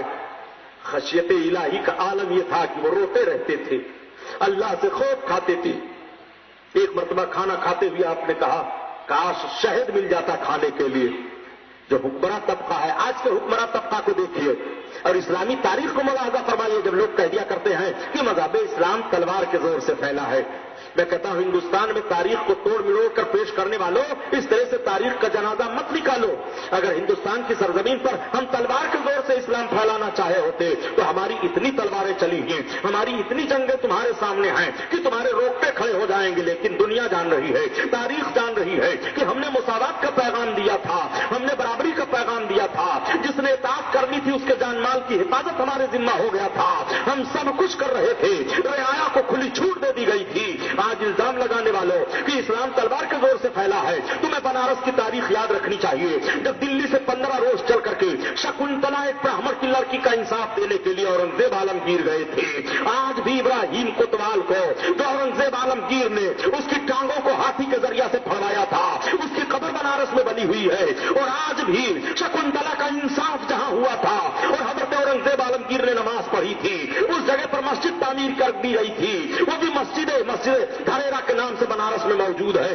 نماز ہو رہی ہے, جمعہ کی نماز ہو رہی ہے, تراویح کی نماز ہو رہی ہے. آج بھی متولی اس مسجد کے برہمن خاندان ہی کے پائے جا رہے ہیں. ہمارے انصاف کی تاریخ تم ملاحظہ کرو, اسلام تلوار کے زور سے نہیں پھیلا ہے, اسلام اپنی حقانیت سے پھیلا ہے. پھر وہی جملہ دہراتا ہوں, اسلام ٹوٹے ہوئے دلوں کو جوڑتا ہے تب اسلام پھیلا ہے. اسلام شرم و حیا کا پیغام دیتا ہے تب اسلام پھیلا ہے. اسلام بے حیائی سے روکتا ہے تب اسلام پھیلا ہے. اسلام کے پھیلنے کا مزاج تمہیں دیکھنا ہے تو دیکھ لو کہ یہی حضرت خالد بن ولید ہے جب ملک روم کے ایک شہر اور دن کے غازی ہوتے ہیں وہ میدان میں اترنے سے پہلے کامیاب کر دیے جاتے ہیں. اور جس قوم کے نوجوان رات کے عیاش ہوتے ہیں اور دن کے سیاح ہوتے ہیں وہ قوم تباہ و برباد کر دی جاتی ہے. میں تمہیں ذہن دے رہا ہوں کہ علی کی ذوالفقار لے, عمر کا اقتدار لے, حسن کا اعتبار لے, حسین کا شعار لے, وقار لے, قرار لے, مجاہدی قطار لے, مثال شاندار لے, قدیم یادگار لے. ابھی تو نوجوان ہے, ابھی تو نوجوان ہے اور محمدی پیام لے, حریمہ کعبہ تھام لے, فضیلت تمام لے, سلام لے, کلام لے, دلاوری کا جام لے, بہادری سے کام لے, قضا کا ہاتھ تھام لے. ابھی تو نوجوان ہے, ابھی تو نوجوان ہے. نعرہ تکبیر, نعرہ رسالت, جشن شہداء کربلا, نعرہ تکبیر, نعرہ رسالت. سبحان اللہ. آپ ذرا اندازہ لگائیں, یہ ہمارا کارنامہ تھا. بات چل رہی تھی خلفائے بنو امیہ کے ایک عظیم بہترین نیک خلیفہ حضرت عمر بن عبدالعزیز کی. حضرت عمر بن عبدالعزیز نے کہا طبیعت چاہتی ہے کہ شہد کھا لوں, مگر شہد گھر میں تھا نہیں. آپ کی بیوی نے جب سنا کہ امیر کی طبیعت چاہتی ہے شہد کھانے کی تو عورت کا مزاج ہوتا ہے کہ کھانا کھاتے وقت اگر شوہر کسی چیز کی فرمائش کرتا ہے یا کسی کھانے کی چیز کو پسند کرتے ہوئے نام لے لیتا ہے تو شریف النفس اپنے شوہر کے مزاج کو سمجھنے والی عورت اس چیز کے انتظام میں لگ جاتی ہے. امیر المومنین حضرت عمر بن عبدالعزیز کی بیوی نے سوچا کہ امیر المومنین شہد کھانے کی تمنا رکھتے ہیں, شہد تو ہے نہیں. آپ نے ایک آدمی سے پوچھا کہ بیت المال میں شہد ہے کہاں؟ کہا امیر المومنین کل خواہش ظاہر کر رہے تھے دسترخوان پر شہد کے لیے تو تم شہد بھجوا دو. بیت المال کے خزانچی نے شہد بھجوا دیا. جب آپ کھانا کھانے کے لیے بیٹھے تو شہد آپ کے دسترخوان پر آیا. آپ نے پوچھا اہلیہ کہاں؟ شہد کہاں سے آیا؟ کہا امیر المومنین بیت المال میں شہد کا ٹین رکھا ہوا ہے, آیا ہے, وہیں سے میں نے منگوایا. کہا میری اہلیہ وہ بیت المال تمہارے باپ کا خزانہ ہے, وہ مسلمانوں کا بیت المال ہے, وہ کس نے دیا ہے تم کو؟ کہا میں نے بیت المال کے خزانچی سے کہا تھا کہ امیر شہد کھانے کی تمنا رکھتے ہیں, بھجوا دیا. آپ نے بیت المال کے خزانچی کو بلایا, کہا تمہارے باپ کا خزانہ ہے, کیا میں نے تمہیں حکم دیا تھا؟ کہا حضور آپ کی اہلیہ نے خبر بھجوایا تو میں نے آپ کا لحاظ کرتے ہوئے بیت المال سے شہد کا تھوڑا سا شہد ٹین سے نکلوا کر کے بھجوا دیا. آپ نے فرمایا میں تجھے تیرے عہدے سے برخاست کرتا ہوں. آپ نے برخاست کر دیا اور کہا کڑی سزا دوں گا اگر آئندہ کسی نے ایسی حرکت کی, اور پھر اس شہد کو آپ نے ویسے ہی واپس کروا دیا. کہا عمر بن عبدالعزیز کے باپ کی کمائی یہ نہیں ہے, یہ مسلمانوں کا حق ہے, اور میں دنیا سے کسی مسلمان کا حق جانکاری میں کھا کر کے اللہ سے ملنا پسند نہیں کرتا ہوں. کس طرح سے ہمارے بزرگوں نے حق حقوق کا لحاظ کیا. آج جدھر دیکھیے ادھر حق کے لیے لڑائی ہو رہی ہے, آج جدھر دیکھیے ادھر جائیداد کے لیے لڑائی ہو رہی ہے, آج جدھر دیکھیے ادھر وعدہ خلافی کیا جا رہا ہے. ہائے رے پیسہ. اسی لیے کبھی کبھی میں ایک جملہ کہہ دیا کرتا ہوں کہ پیسے ملیں چاہے جیسے ملیں, مزاج جب یہ ہو گیا ہے تو بے حیائیاں کتنی پھیلیں گی, مزاج جب یہ ہو گیا ہے تو برائیاں کتنی پھیلیں گی. حقوق کو پامال مت کرو, جس کا جس پر حق ہوتا ہے وہ حق کا لحاظ رکھے.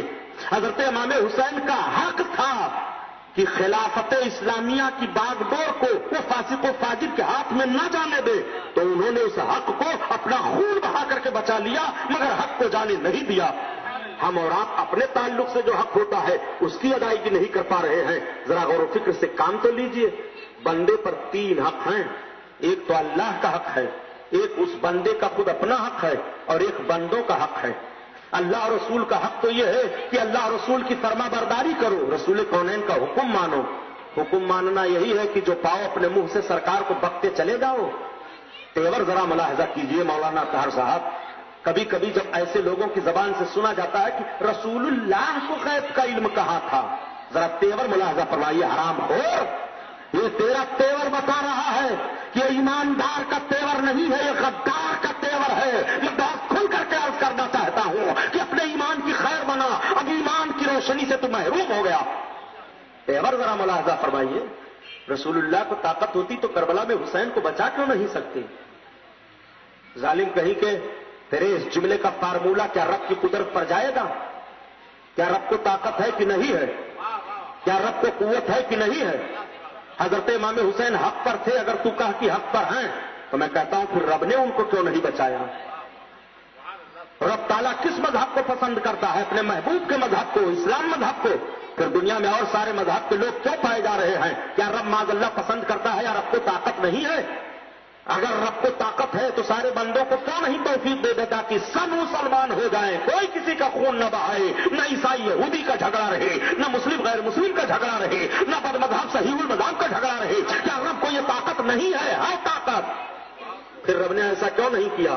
تم جواب دو۔ میٹھا میٹھا گپ، کڑوا کڑوا تھو، بیٹھ کر کے تبصرہ کرتے ہیں، جماعتیں بناتے ہیں کہ ہم نے اتنی بڑی جماعت بنا لی۔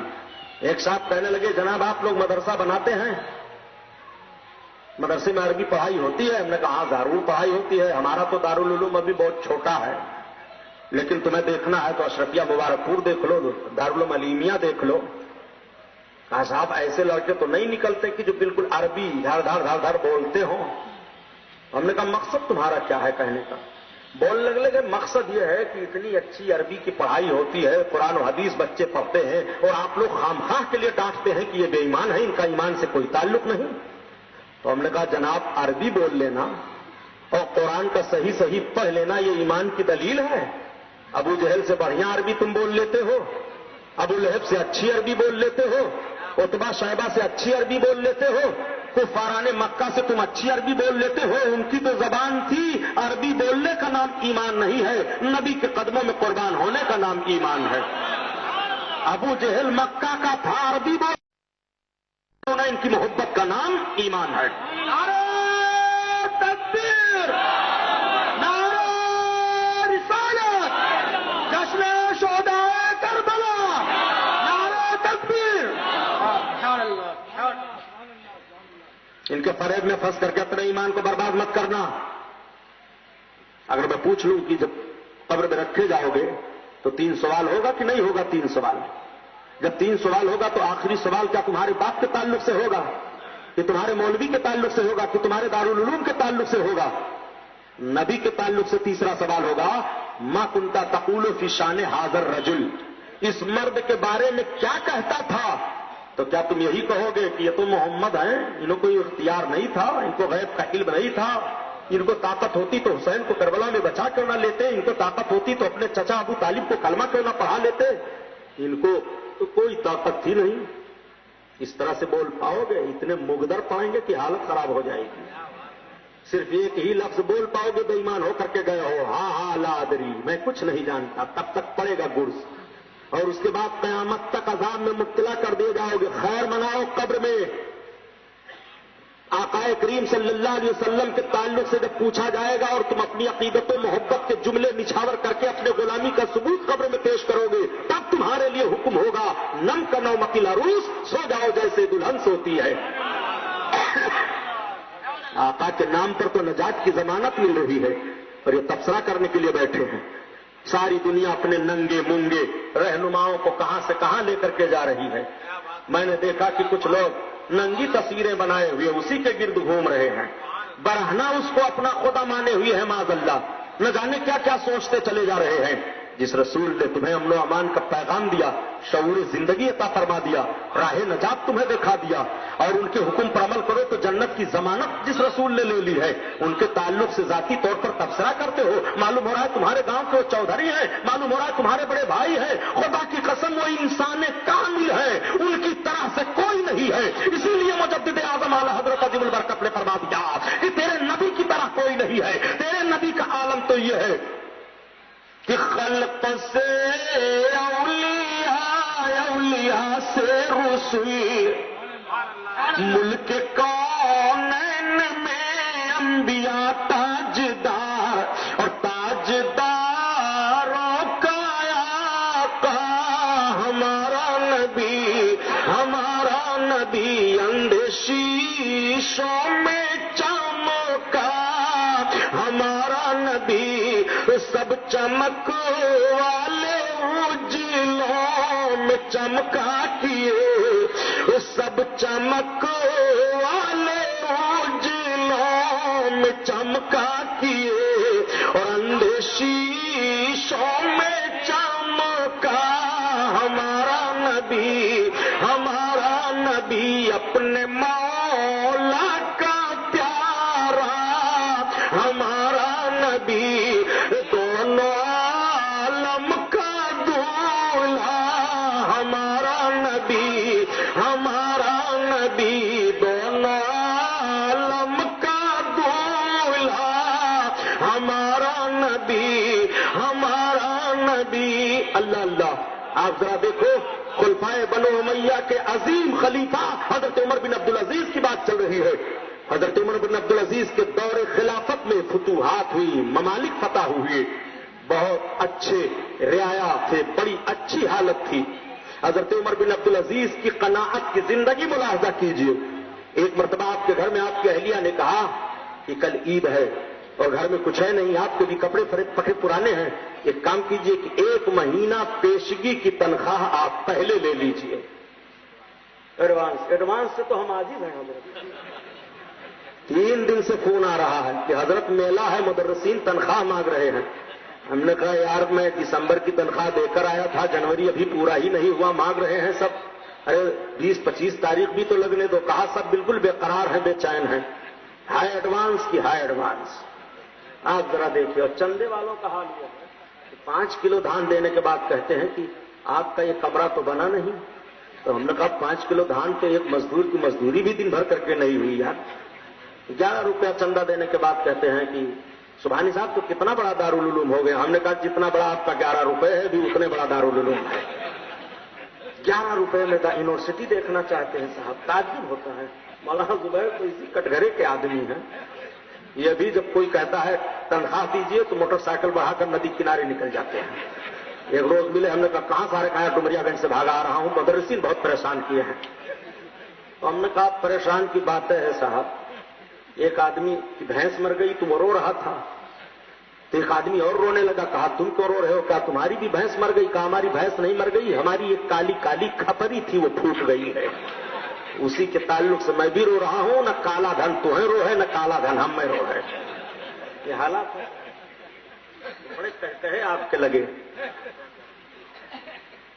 اصل میں کبھی کبھی میں جب دیہات میں جاتا ہوں تو دیہات میں کہتے ہیں کہ آپ کی سیٹیں جو تقریر میں چل رہی ہیں ویسی تقریر کیجیے۔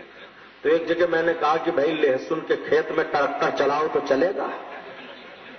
10 بائی 5 کے دکان میں 150 ٹن بھنگار آئے گا؟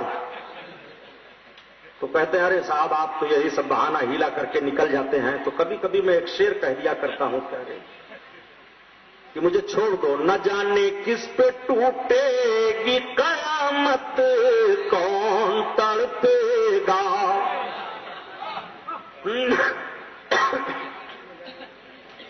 نہ جانے کس پہ ٹوٹے گی قیامت، کون تڑپے گا، یہ کس کو درد کی پروائیاں آواز دیتی ہیں، اور میرے پر کھول دو پروائیاں آواز دیتی ہیں، چمن میں اب مجھے آزادیاں آواز دیتی ہیں۔ آپ کا ذوق بدل گیا تو درود شریف پڑھے، بات آگے بڑھے۔ اللہم صلی علی سیدنا مولانا محمد وعلی آلہ وبارک وسلم، صلاۃ و سلام علیک یا رسول اللہ صلی اللہ علیہ وسلم۔ بات چلی تھی پیشگی تنخواہ پر۔ حضرت عمر بن عبدالعزیز کی اہلیہ نے کہا امیر المومنین آپ 1 مہینہ پیشگی کی تنخواہ لے لو تاکہ اطمینان و سکون کے ساتھ بچوں کو کپڑے ہو جائیں، عید ہو جائے۔ حضرت امیر المومنین عمر بن عبدالعزیز نے خزانچی کو بلایا، کہا حضور حاضر ہوں، کہا ایک کام کرو کہ 1 مہینے کی پیشگی تنخواہ مجھے دے دو۔ تو چونکہ جو خزانچی ہوا تھا وہ پہلے والے خزانچی کا حال دیکھ چکا تھا، اس نے کہا امیر المومنین 1 مہینہ پیشگی تنخواہ کہاں؟ کیا امیر المومنین کو ہم کو لکھ کر کے دے دیں کہ میں 1 مہینہ جو پیشگی کی تنخواہ لے رہا ہوں وہ زندہ رہوں گا؟ تب تک حضرت عمر کی آنکھوں میں آنسو آ گئے. حضرت عمر بن عبدالعزیز رونے لگے اور آپ نے اپنی اہلیہ سے فرمایا قناعت کی زندگی اختیار کرو، پھٹے پرانے کپڑے میں عید کر لو، اگر ہماری موت ہو گئی تو اس بوجھ کو میں دنیا سے لے کر کے نہیں جانا چاہتا ہوں. یہ ہے خوف الہی کا عالم. بڑے نیک، بڑے اچھے صاحب فضیلت خلیفہ اموی خلفاء میں سب سے بہترین یہی گزرے ہیں حضرت عمر بن عبدالعزیز. انہوں نے بہت سہولتیں دی تھیں، بہت رعایا کو آرام پہنچایا تھا. ان کے بعد پھر حالات بدلنے لگے. اللہ کے رسول صلی اللہ علیہ وسلم نے ایک مرتبہ اپنے چچا حضرت عباس کو دیکھتے ہوئے کہا تھا کہ میں اپنے چچا کے صلب میں بادشاہوں کو دیکھ رہا ہوں، میں اپنے چچا کی پیٹھ میں بادشاہوں کو دیکھ رہا ہوں. اللہ کے رسول نے اپنے چچا کو دیکھتے ہوئے فرما دیا کہ بادشاہوں کو دیکھ رہا ہوں. آج جب کہہ دیا کرتے ہیں کہ کسی کو کچھ پتا نہیں کہ ماں کے پیٹ میں کیا ہے، تو آپ کے اس سوال کو تو مادی طاقت نے توڑ پھوڑ کر کے پھینک دیا سمندر میں. الٹرا ساؤنڈ سے پتا چل جاتا ہے کہ ماں کے شکم میں لڑکی ہے کہ لڑکا ہے، مر گیا کہ زندہ ہے. مشین موت اور زندگی کی خبر دے دے، مشین یہ بتا دے کہ لڑکا اور لڑکی ہے. اور نبی کے تعلق سے یہ ذہن ہوتا ہے کہ نبی نہیں جانتے کہ ماں کے پیٹ میں کیا ہے، نبی نہیں جانتے کہ کون کب پیدا ہوگا. اللہ نے اپنے نبی کو یہ علوم غیبیہ عطا فرما دیے. نبی کونین قیامت تک ہونے والی چیزوں کو اور جو کچھ اب تک ہوا سب جانتے ہیں. رب تعالیٰ نے ان سارے علوم کو اپنے نبی کو بتا دیا. میرے آقا صلی اللہ تعالیٰ علیہ وسلم نے فرمایا میں اپنے چچا کے صلبے میں بادشاہوں کو دیکھ رہا ہوں. چنانچہ سب سے پہلا بادشاہ عبداللہ صفاح ہوا. عبداللہ صفاح بڑا نیک بادشاہ تھا اس طور پر کہ اس نے خاندانی طور پر بدلہ لیا خاندان بنو امیہ سے. تم نے رسول کونین صلی اللہ علیہ وسلم کے فرزند کو شہید کیا تھا اور بڑی دشمنی تم لوگوں نے کی تھی. میں ایک ایک کی ہڈیاں کھودوا کر کے چھوڑوں گا، رکھوں گا نہیں. عبداللہ صفاح نے جب یزید کی قبر کو کھودوایا تو دیکھا کہ جلی ہوئی ہڈیوں کے علاوہ کچھ نہیں ہے. اللہ اکبر. اس کو پتہ چل جاتا کہ اس دور کے لوگ جو حکومت میں بنو امیہ کے ساتھ حصہ لے رہے تھے ان کی یہ قبر ہے، تو عبداللہ صفاح کھودوا کر کے اپنے دل کی بھڑاس نکالتا تھا. ان کی ہڈیاں ملتی تو پھینکوا دیتا تھا، جلوا دیتا تھا، اور اگر کچھ نہیں ملتا تو قبر کو برابر کر دی جاتی تھی. عبداللہ صفاح کے بعد حالات بدلتے رہے، خلفاء بدلتے رہے. اللہ کے رسول صلی اللہ تعالی علیہ وسلم کے خلیفوں میں سے، سرکار کے چچا کی اولادوں کے خلفاء میں سے ہارون رشید ایک بادشاہ گزرے ہیں. یہ رسول کونین صلی اللہ علیہ وسلم کے چچا کی اولادوں میں سے ہیں، حضرت عباس کی اولادوں میں سے ہیں.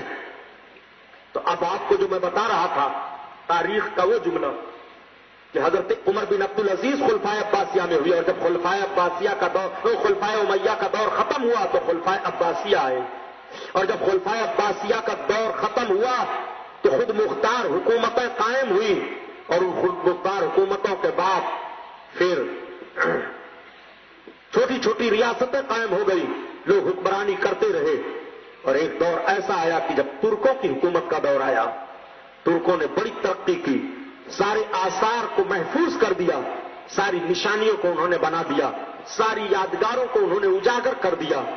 بڑا اچھا کارنامہ انہوں نے کیا. آج جو میرے آقا صلی اللہ علیہ وسلم کا گنبد خضرا شریف ہے یہ ترکوں کا تعمیر کیا ہوا ہے. بڑے ادب و احترام کے ساتھ ترک حکمراں نے سرکار کے گنبد شریف کو تعمیر کروایا تھا. اتنا لحاظ کیا تھا کہ پتھر 36 میل کی دوری پر گڑھے جا رہے تھے کہ آواز نہ آنے پائے. اور جب پتھر لا کر کے لگائے جاتے تھے اور چھوٹے بڑے ہو جاتے تو وہاں ٹھوکنے ٹھاکنے کی اجازت نہیں تھی، پھر وہیں لے کر کے جاؤ. اور گنبد خضرا میں مدینہ طیبہ اور اس کے گرد و نواح کے کن کن پہاڑیوں کے پتھر لگے ہیں کوئی نہیں بتا پائے گا. اس لیے کہ ترک بادشاہ نے اعلان کر دیا تھا کہ رات کے سناٹے میں بہت چھپ کر کے پتھر لائے جائیں، کوئی جان نہ پائے. لوگوں نے پوچھا کہ ایسا کیوں؟ تو اب اس کا ایمانی جوش دیکھو.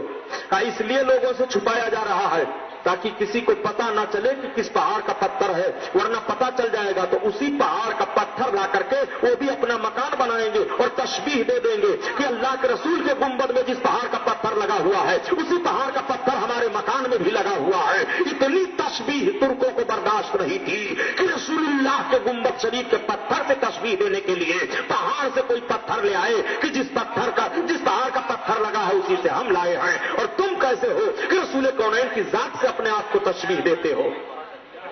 آپ ذرا تاریخ کا جائزہ تو لیں، کیسے کیسے اللہ والے گزرے ہیں. بات چل رہی تھی سرکار کے چچا کے اولادوں میں ہارون رشید کی.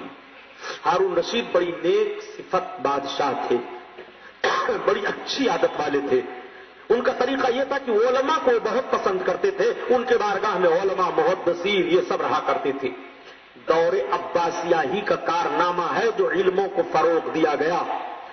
یہ دور عباسیہ کا کارنامہ ہے. انہوں نے اسلام کو بہت فائدہ پہنچایا. دور عباسیہ کے دور میں جب بغداد کا مدرسہ نظامیہ بڑھ رہا تھا تو امریکہ کو، برطانیہ کو، یورپ کے ملکوں کو ترقی کی ہوا بھی نہیں لگی تھی. لیکن جب ہلاکو نے بغداد کو تباہ و برباد کیا تھا اور بغداد شریف کے لائبریری کی کتابیں نکالی گئی تھی، جلائی گئی تھی، تو 6 مہینہ تک سلگتی رہی کتابیں.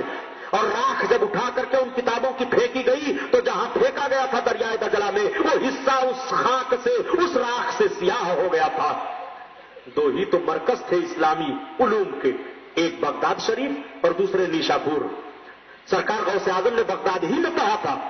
خلفائے عباسیہ کے دور میں بغداد کی آبادی بہت بڑھ گئی تھی. خلفائے عباسیہ کے لوگوں نے بغداد کو اپنا دارالعمارہ بنایا.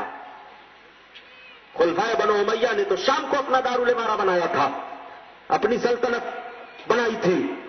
لیکن حضرت عباس کی اولادوں نے بغداد شریف کو بنایا. ایک مرتبہ یہی ہارون رشید بادشاہ بیٹھے ہوئے تھے. انہوں نے کہا کہ کوئی ایسا آدمی ہو جو کوئی عجوبہ دیکھے ہوئے ہو، کوئی ایسی بات دیکھے ہوئے ہو جس کو میں نہ سنا ہوں، تاکہ اس کو سنوں تو عبرت حاصل کروں. کسی ایسے آدمی خود دیکھے ہو، کوئی ایسا آدمی ہو تو اس کو بلا کر لاؤ. دربار میں ایک صاحب بیٹھے ہوئے تھے. انہوں نے کہا امیر المومنین کہا سمندر کے کنارے میں نے ایک ضعیف کو دیکھا ہے کہ اس کی صرف زبان چل رہی ہے، اس کے ہاتھ لنج ہیں، اس کے پیر لنج ہیں، اس کے جسم میں طاقت نہیں ہے. کوئی جاتا ہے تو اس کے منہ میں کچھ ڈال دیتا ہے جس سے وہ زندہ ہے، اور وہ صرف یہی کہتا ہے کہ لوگوں میری داستان سن لو، مگر اس کے قریب کوئی نہیں جاتا. ہاں جب کبھی کبھی وہ داستان سنانے لگتا ہے تو لوگوں کے سمجھ میں بات نہیں آتی کہ یہ ضعیف کہہ کیا رہا ہے، معاملہ کب کا ہے اور یہ بتا کیا رہا ہے. ہارون رشید نے کہا اچھا جاؤ اس کو اٹھا کر کے لاؤ. اس کو اٹھا کر کے لائے. ہارون رشید نے اس کو کہا لٹا دو. لٹا دیا گیا، کھانا پانی دیا گیا. بادشاہ بیٹھے اور لوگ بیٹھے. ہارون رشید نے کہا اب اس سے کہو کہ یہ جو جانتا ہے اس بات کو بتائے. اب اس کی زبان چلنے لگی. اس نے کہا امیر، ایک بہت بڑا میں تاجر تھا، تجارت کرنے کے لیے تاجروں کے ساتھ اپنے مال کو سمندر کے جہاز میں نے لادا اور لاد کر کے لے کر کے میں چلنے لگا. سمندر میں طوفان آیا، جہاز ڈوبنے لگا، اس کے تختے اکھڑ گئے. ہمارے ساتھی کہاں گئے، کیا ہوا، ہمیں کچھ پتا نہیں. ایک تختے کو میں نے پکڑ لیا، جہاز کا وہ سمندر کا طوفان مجھے اچھالتا رہا، پھینکتا رہا، اچھالتا رہا، پھینکتا رہا. میں سمندر کے ساحل پر آ کر کے لگ گیا. جب سمندر کے ساحل پر میں آ کر کے لگ گیا، مجھے کچھ دھوپ لگی تو میں نے دیکھا کہ وہاں اس ساحل کی مٹی پیلی پیلی ہے. میں تھوڑا آگے بڑھا تو میں نے ایک پہاڑ دیکھا. جب میں پہاڑ کے قریب گیا تو میں نے دیکھا کہ اس پہاڑ میں ایک راستہ ہے. میں اس کے اندر گھسا. جب میں اس کے اندر گھسا تو میں نے دیکھا ایک دروازہ ہے. جب میں اس دروازے پر پہنچا تو میں نے دروازے کو ہاتھ لگایا، دروازہ کھل گیا. اور جیسے میں دروازے کے اندر گھسا تو میں نے دیکھا ایک طرف تالاب ہے، ایک طرف ایک کوٹھری ہے. کچھ لوگ چیخ رہے ہیں، چلا رہے ہیں. ایک آدمی پانی مانگ رہا ہے، مجھے پانی پلا دو، پانی پلا دو. تو مجھے بڑا رحم آیا. میں آگے بڑھا، تب تک آواز آئی خبردار اللہ کے بندے آگے نہ بڑھنا ورنہ تیرے ہاتھ شل ہو جائیں گے. دوسری طرف سے آواز آئی مجھے آگ سے بچاؤ، مجھے آگ سے بچاؤ. جب میں نے دوسری کوٹھری کو دیکھا، میں آگے بڑھا کہ میں اس کی کیسے مدد کر سکتا ہوں. تب تک آواز آئی کہ آگے نہ بڑھنا ورنہ تیرے پاؤں شل ہو جائیں گے، تو مفلوج ہو جائے گا. میں نے دیکھا کہ کچھ لوگ اس پانی میں تیر رہے ہیں، لیکن ان کو وہ پانی نہیں لگ رہا ہے. ایسا لگ رہا ہے جیسے وہ خون اور پیپ میں تیر رہے ہوں. میں نے ایک کوٹھری دیکھی کہ جس میں کچھ لوگ چیخ رہے تھے، چلا رہے تھے. میں آگے بڑھ کر کے معلوم کرنا چاہا، تب تک آواز آئی کہ اے اللہ کے بندے اب سن، تجھے بات بتا تو دی جاتی ہے اور عبرت کے لیے تو بھی دنیا والوں کے سامنے بیان کرے گا، لیکن نہ تیرا ہاتھ کام کرے گا، نہ تیرا پاؤں کام کرے گا، نہ تیری آنکھوں میں بصارت رہے گی، تجھے اندھا کیا جا رہا ہے، لولا کیا جا رہا ہے، اپاہج کیا جا رہا ہے۔ لیکن یہ اس وقت ہوا امیر المومنین جب میں سننے لگا، میں نے پوچھا آخر یہ معاملہ کیا ہے؟ تو ایک آواز آئی غیب سے، میں آواز دینے والے کو دیکھتا نہیں تھا، آواز تو سنتا تھا۔ اس نے کہا دیکھ اللہ کے بندے، جو تو کوٹری دیکھ رہا ہے جس میں آگ جل رہی ہے، اس میں حضرت امام حسین کو قتل کروانے والا یزید اور اس کے ساتھ ہی جل رہے ہیں۔ اور یہ دیکھ جو بغل کی کوٹری ہے جس میں لوگ چیخ اور چلا رہے ہیں، یہ وہ لوگ ہیں جو پانی مانگ رہے ہیں۔ امام علی مقام پر انہوں نے پانی کو بند کیا تھا آپ پر اور آپ کے ساتھیوں پر۔ اور یہ دیکھ جو ایک کوٹری ہے جس میں لوگ عذاب میں مبتلا ہیں مگر تھوڑا کم عذاب ہے، یہ وہ لوگ ہیں جو رسول اللہ صلی اللہ علیہ وسلم کی سنتوں کو پامال کرنے والے ہیں، چھوڑنے والے ہیں اور برباد کرنے والے ہیں۔ اب یہ ایسے جلتے رہیں گے، ایسے عذاب پاتے رہیں گے، یہ عالم برزخ سے ان کو یہ عذاب دیا جا رہا ہے، اور اس پانی کو یہ دیکھ دیکھ کر کے چلاتے رہیں گے مگر ان کے منہ میں پانی کا ایک قطرہ نہیں جائے گا، ان کی آنکھ بجھے گی نہیں، اور آخرت میں بھی ان کے لیے عذاب باقی ہے۔ امیر المومنین میں اس منظر کو دیکھ کر کے جیسے ہی باہر نکلا، تھوڑی دور چلا، تب تک میں اپاہج ہو گیا، لولا ہو گیا، لنگڑا ہو گیا۔ لوگ مجھے اٹھا کر کے لائے اور سمندر کے کنارے رکھ دیا۔ کوئی جب کھلا دیتا ہے تو کھا لیتا ہوں، صرف میری زبان چل رہی ہے، بقیہ اور کچھ میرے اندر طاقت نہیں ہے۔ اس واقعے کو جب میں بیان کرتا ہوں تو لوگ اس کو بربر سمجھتے ہیں اور لوگ اس کو سن کر کے مجھے دیوانہ اور پاگل کرتے کہتے ہیں۔ امیر المومنین میں قسم کھا کر کے رب کی کہتا ہوں، یہ منظر میں نے اپنی آنکھوں سے دیکھا ہے۔ حضرت ہارون رشید نے اعلان کیا، اے لوگوں، رب تعالیٰ نے قاتلان حسین کو یہ عذاب دیا ہے اور ابھی آخرت کا عذاب باقی ہے۔ دنیا میں بھی وہ ذلیل و رسوا ہوئے اور آخرت میں بھی ان کے لیے ذلت و رسوائی ہے۔ آپ کتنا دیکھو گے امام علی مقام کو؟ امام علی مقام کی بڑی کرامتیں ہیں۔ آپ کے ہندوستان میں بڑی مشہور و معروف کرامت ہے ضلع جون پور کی۔ امام علی مقام کی یاد مناتے تھے ایک سید شریف صاحب، غالباً آج سے 130 برس کا واقعہ ہے۔ اپنی جماعت کے بڑے معتبر عالم دین حضرت علامہ ارشد القادری رحمۃ اللہ تعالی علیہ ہیں، انہوں نے ایک چھوٹا سا رسالہ لکھا اور اس کو لکھا کرامت امام حسین۔ آپ نے تحریر کیا ہے کہ 1 صدی پہلے کا واقعہ ہے، ضلع جون پور میں ایک سید شریف تھے۔ سید شریف کہ وہاں جب 10 محرم کی تاریخ آتی تو لنگر بانٹا جاتا، غریبوں کو کپڑے تقسیم کیے جاتے، پیسے لٹائے جاتے، غریبوں کا خیال رکھا جاتا، علماء آتے تھے، واعظ و نصیحت کی باتیں ہوتی تھی۔ اب تو حضرت امام حسین کی یاد عجیب طرح آپ لوگوں نے منانا شروع کر دیا۔ یہ یاد نہیں ہے، یہ خرافات ہے۔ آج میں جب مصطفیٰ بازار سے واپس ہوا تو میری نگاہ پڑی، یہ نوجوان لاٹھی، لبدہ، گٹا، ہٹا اور کیا کیا سب سونٹا لے کر کے خالی روڈ پر دوڑ رہے تھے، چیخ رہے تھے، چلا رہے تھے۔ وہ تعزیہ کا ماحول، وہ ڈھول تاشے اور گاجے کا ماحول صرف لمحے فکریہ دے رہا ہوں کہ آپ کے باپ کو کوئی قتل کر دے یا آپ کے باپ کے موت کا دن آئے تو کیا آپ اجازت دیں گے کہ بھاڑوئے اور نچنیے بلائے جائیں اور ڈھول بجے آپ کے دروازے پر، تاشا بجے اور آپ لاٹھی کھیلو، رنگ رلیاں کرو؟ کیا تمہاری غیرت مر چکی ہے کہ شہادت امام کے دن تم یہ کام کر رہے ہو؟ تمہارے باپ کے موت کا دن ہو تو تم کیا ڈھول بجاؤ گے؟ تم تو اپنے باپ کے لیے اصال ثواب کر رہے ہو اور کہتے ہو نیکیاں کر کے میرے باپ کی روح کو پہنچاؤ گے۔ ایک خوش عقیدہ مسلمان ہو، تم نے تو بے حیائیوں کو ختم کیا تھا، برائیوں کا جنازہ نکالا تھا۔ تمہارے گھر میں کیسے بچوں نے جنم لے لیا ہے جو یزیدی کارنامہ امام حسین کے نام پر دے رہے ہیں۔ امام حسین کی روح اس کارنامے سے تمہارے خوش نہیں ہوگی بلکہ الٹ کر کے عذاب تمہارے اوپر آئے گا۔ ان کو جب سمجھایا جائے تو مانتے نہیں ہیں۔ اسی جملے پر غور کر لیں کہ کسی کے باپ کو قتل کر دیا گیا ہو اور اس کے قتل کا دن آئے تو لوگوں کو بلا لیں اور کہیں ایک کام کرو کہ آج سب ڈھول بجاؤ، خوب ڈھول بجاؤ۔ پوچھا جائے کیوں؟ کیا لڑکا پیدا ہوا ہے؟ نہیں، لڑکا تو نہیں پیدا ہوا، میرے باپ کو اسی دن قتل کیا گیا تھا۔ دنیا تھوک دے گی کہ کتنا نہنجار آدمی تو ہے۔ اللہ کے رسول نے تو یہی ارشاد فرمایا کہ اذکروا محاسن موتاکم، تم اپنے گھر کے مرے ہوئے لوگوں کی اچھائیوں کو یاد کرو۔ لوگ کہیں گے نادان تو اپنے باپ کی اچھائی کا ذکر کر، اپنے باپ کے نام قرآن پڑھوا، اپنے باپ کے نام غریبوں کو صدقہ اور خیرات کر، اس طرح سے تیرے باپ کی روح کو ثواب ملے گا۔ اور اگر تیرا باپ نیک ہو کر کے دنیا سے گیا ہے تو تیرے باپ کی روح کا فیض تجھے ملے گا۔ لوگ بولیں گے کہ نہیں بولیں گے، لیکن تقریر وہ لونڈی لفاڑی سننے کہاں آتے ہیں؟ जिनको देखने के बाद पता ही नहीं चलता कि ये मुसलमान है कि शैतान है। पूरा मत मानिएगा, बहुत खुल करके बोल रहा हूं, हमसे ज्यादा इंडियन सफर नहीं करते हो।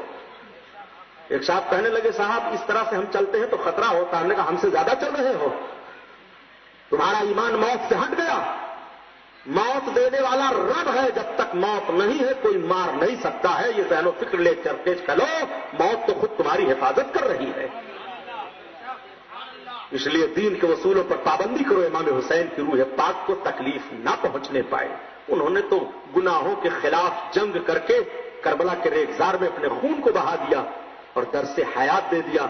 इसीलिए कहा, इंसान को बेदार तो हो लेने दो, हर कौम पुकारेगी हमारे हैं हुसैन। सैयद शरीफ के घर बहुत लंगर लुटाया जा रहा है।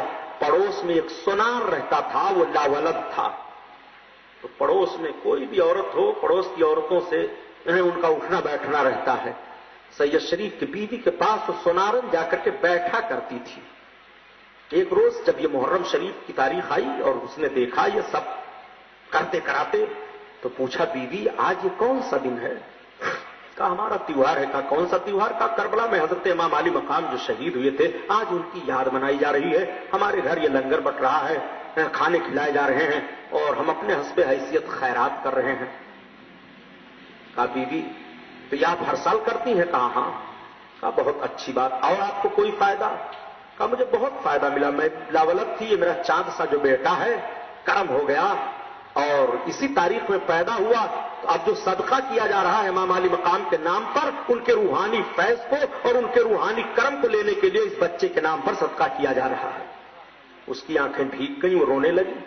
सैयद शरीफ की बीवी ने पूछा, बीवी रो क्यों रही हो? कहा ये बताइए, करबला में इमाम हुसैन जो कत्ल किए गए, शहीद किए गए, बहुत बड़े महाराजा हैं, बहुत बड़ी शक्ति वाले हैं। बहन ये बताओ, क्या मैं भी अगर उनकी बारगाह में भीख मांगूं तो मुझे भीख मिल सकती है? सैयद शरीफ की बीवी ने बड़ी मतानत के साथ समझाया कि उन लोगों का दरबार ऐसा दरबार है कि वो टूटे हुए दिलों को जोड़ देते हैं। वो सब कुछ बर्दाश्त कर लेते हैं, लेकिन अपने दरवाजे पर किसी दुखिए के भीगी पलकों का बोझ नहीं बर्दाश्त कर सकते।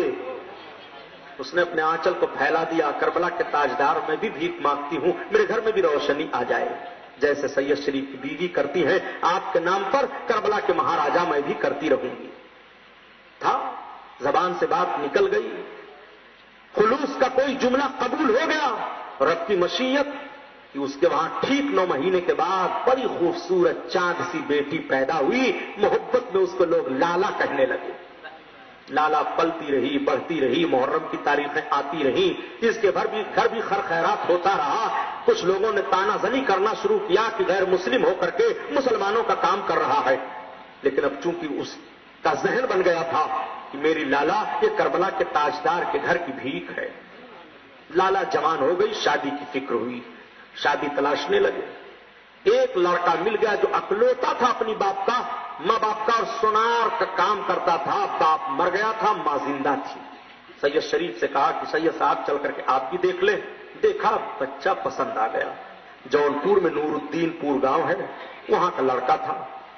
लाला के हुस्न की शोहरत बहुत हो गई थी। उस इलाके के राजा के लड़के ने जब सुना तो सोनार को खबर भिजवाया, कहा तुम अपनी लड़की को हमारे साथ शादी कर दो।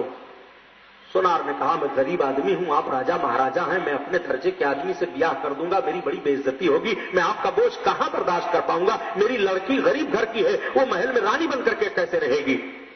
उसने जवाब दे दिया। राजा का लड़का जो है ये बड़ा चाल बवाल पैदा किया। इसकी मां ने पूछा, बेटा क्या बात है? इसने सारी बात को बता दिया। कहा मैं या तो मर जाऊंगा या तो लाला से शादी करूंगा।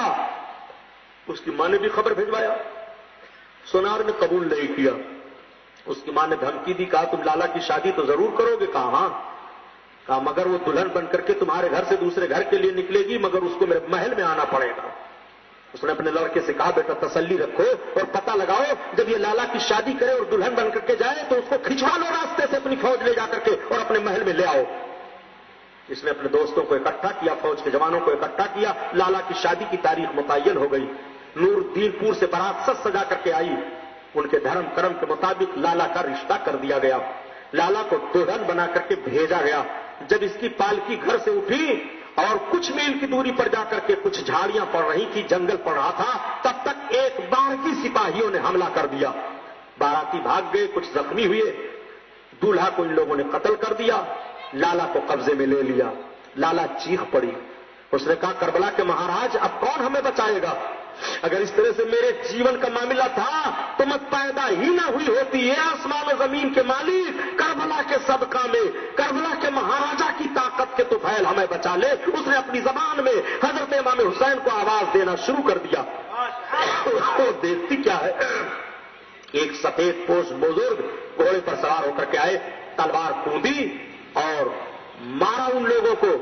بھاگے سب جو باقی بچے تھے، لالا کے کو قبضے میں لیے ہوئے تھے، اور پھر وہ گھوڑے سے اتر کر کے اس کے دولہے کے سر کو لیا، گردن سے لگا دیا، اور اس کے بعد نگاہوں سے روپوش ہو گئے. لالا بے ہوش ہو گئی. جب لوگوں کو اطلاع ملی کہ لالا کو راجا کے لڑکے نے چھین لیا اور اس طرح سے ماری مارا ہوا، سارے باراتی بھاگ گئے اور سنا گیا کہ دولہا قتل کر دیا گیا، تو خوشی کا گھر ماتم کدا بن گیا. پورے گاؤں کے لوگ بھاگتے ہوئے گئے. رشتہ دار، عزیز و اقارب، دوست احباب جو سنتا بھاگتا چلا جاتا. ہائے لالا کو چھین لیا بادشاہ کے لڑکے نے، راجا کے لڑکے نے. غضب ہو گیا، ہمارے پاس اتنی طاقت نہیں ہے لیکن چلو کم از کم دیکھا تو جائے کہ لالا کو کیسے چھینا ہے. جب لوگ گئے تو دیکھا کہ لالا بے ہوش ہے. تھوڑی دیر کے بعد جب لالا کو ہوش آیا اور اس بچے کو ہوش آیا تو لالا نے پوری کیفیت بیان کی کہ اس میرے شوہر کو قتل کر دیا گیا تھا. میں نے صرف اتنا دیکھا کہ ایک مہاراج آئے، بزرگ آئے، بڑے خوبصورت تھے. انہوں نے لوگوں کو مار کر کے بھگایا، ان کے سر کو اٹھایا، گردن سے جوڑ دیا، گردن سے سر لگ گیا، نشان تو پایا جا رہا ہے مگر زندگی مل گئی. اس کارنامے کو دیکھ کر کے میں بے ہوش ہو گئی. اس سے زیادہ میں کچھ نہیں بتا سکتی ہوں. راجا کا لڑکا مارا گیا. تب تک اس کے ماں باپ نے کہا حسین آپ زندہ ہو، آپ کا مذہب زندہ ہے. اب ہم سب کلمہ پڑھ کر کے اسلام میں داخلہ لیتے ہیں. اس طور پر اسلام بڑھ رہا ہے، بڑھتا رہے گا. تبھی کہا گیا کہ قتل حسین اصل میں مرگ یزید ہے. اسلام زندہ ہوتا ہے ہر کربلا کے بعد.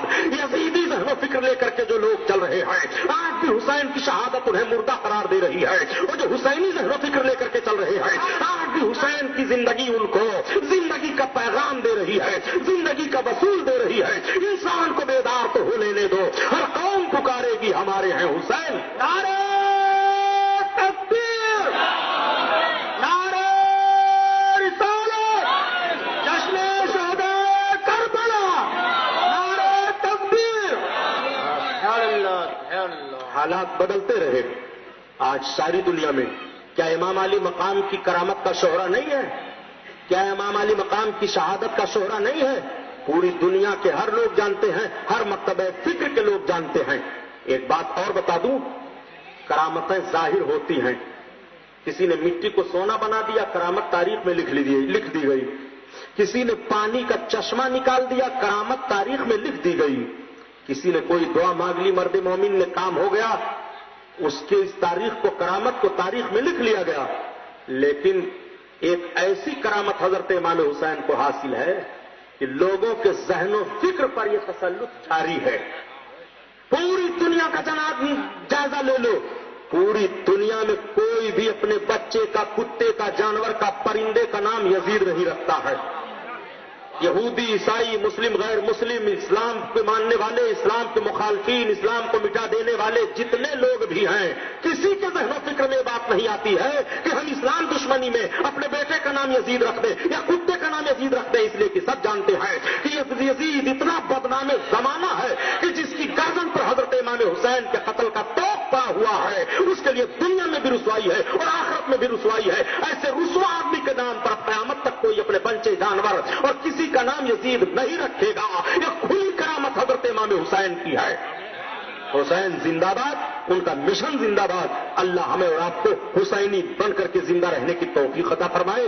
اور جب انتقال کی بات آئے تو ایمان پر امام حسین کے نانا اور ان کی محبت میں دنیا سے اٹھائے. یہ محفل تمام ہوئی، یہ نور کا جلسہ ختم ہوا.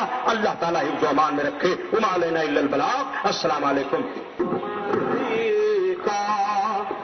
یا رسول سلام علیکہ، یا حبیب سلام علیکہ، صلوات اللہ علیکہ.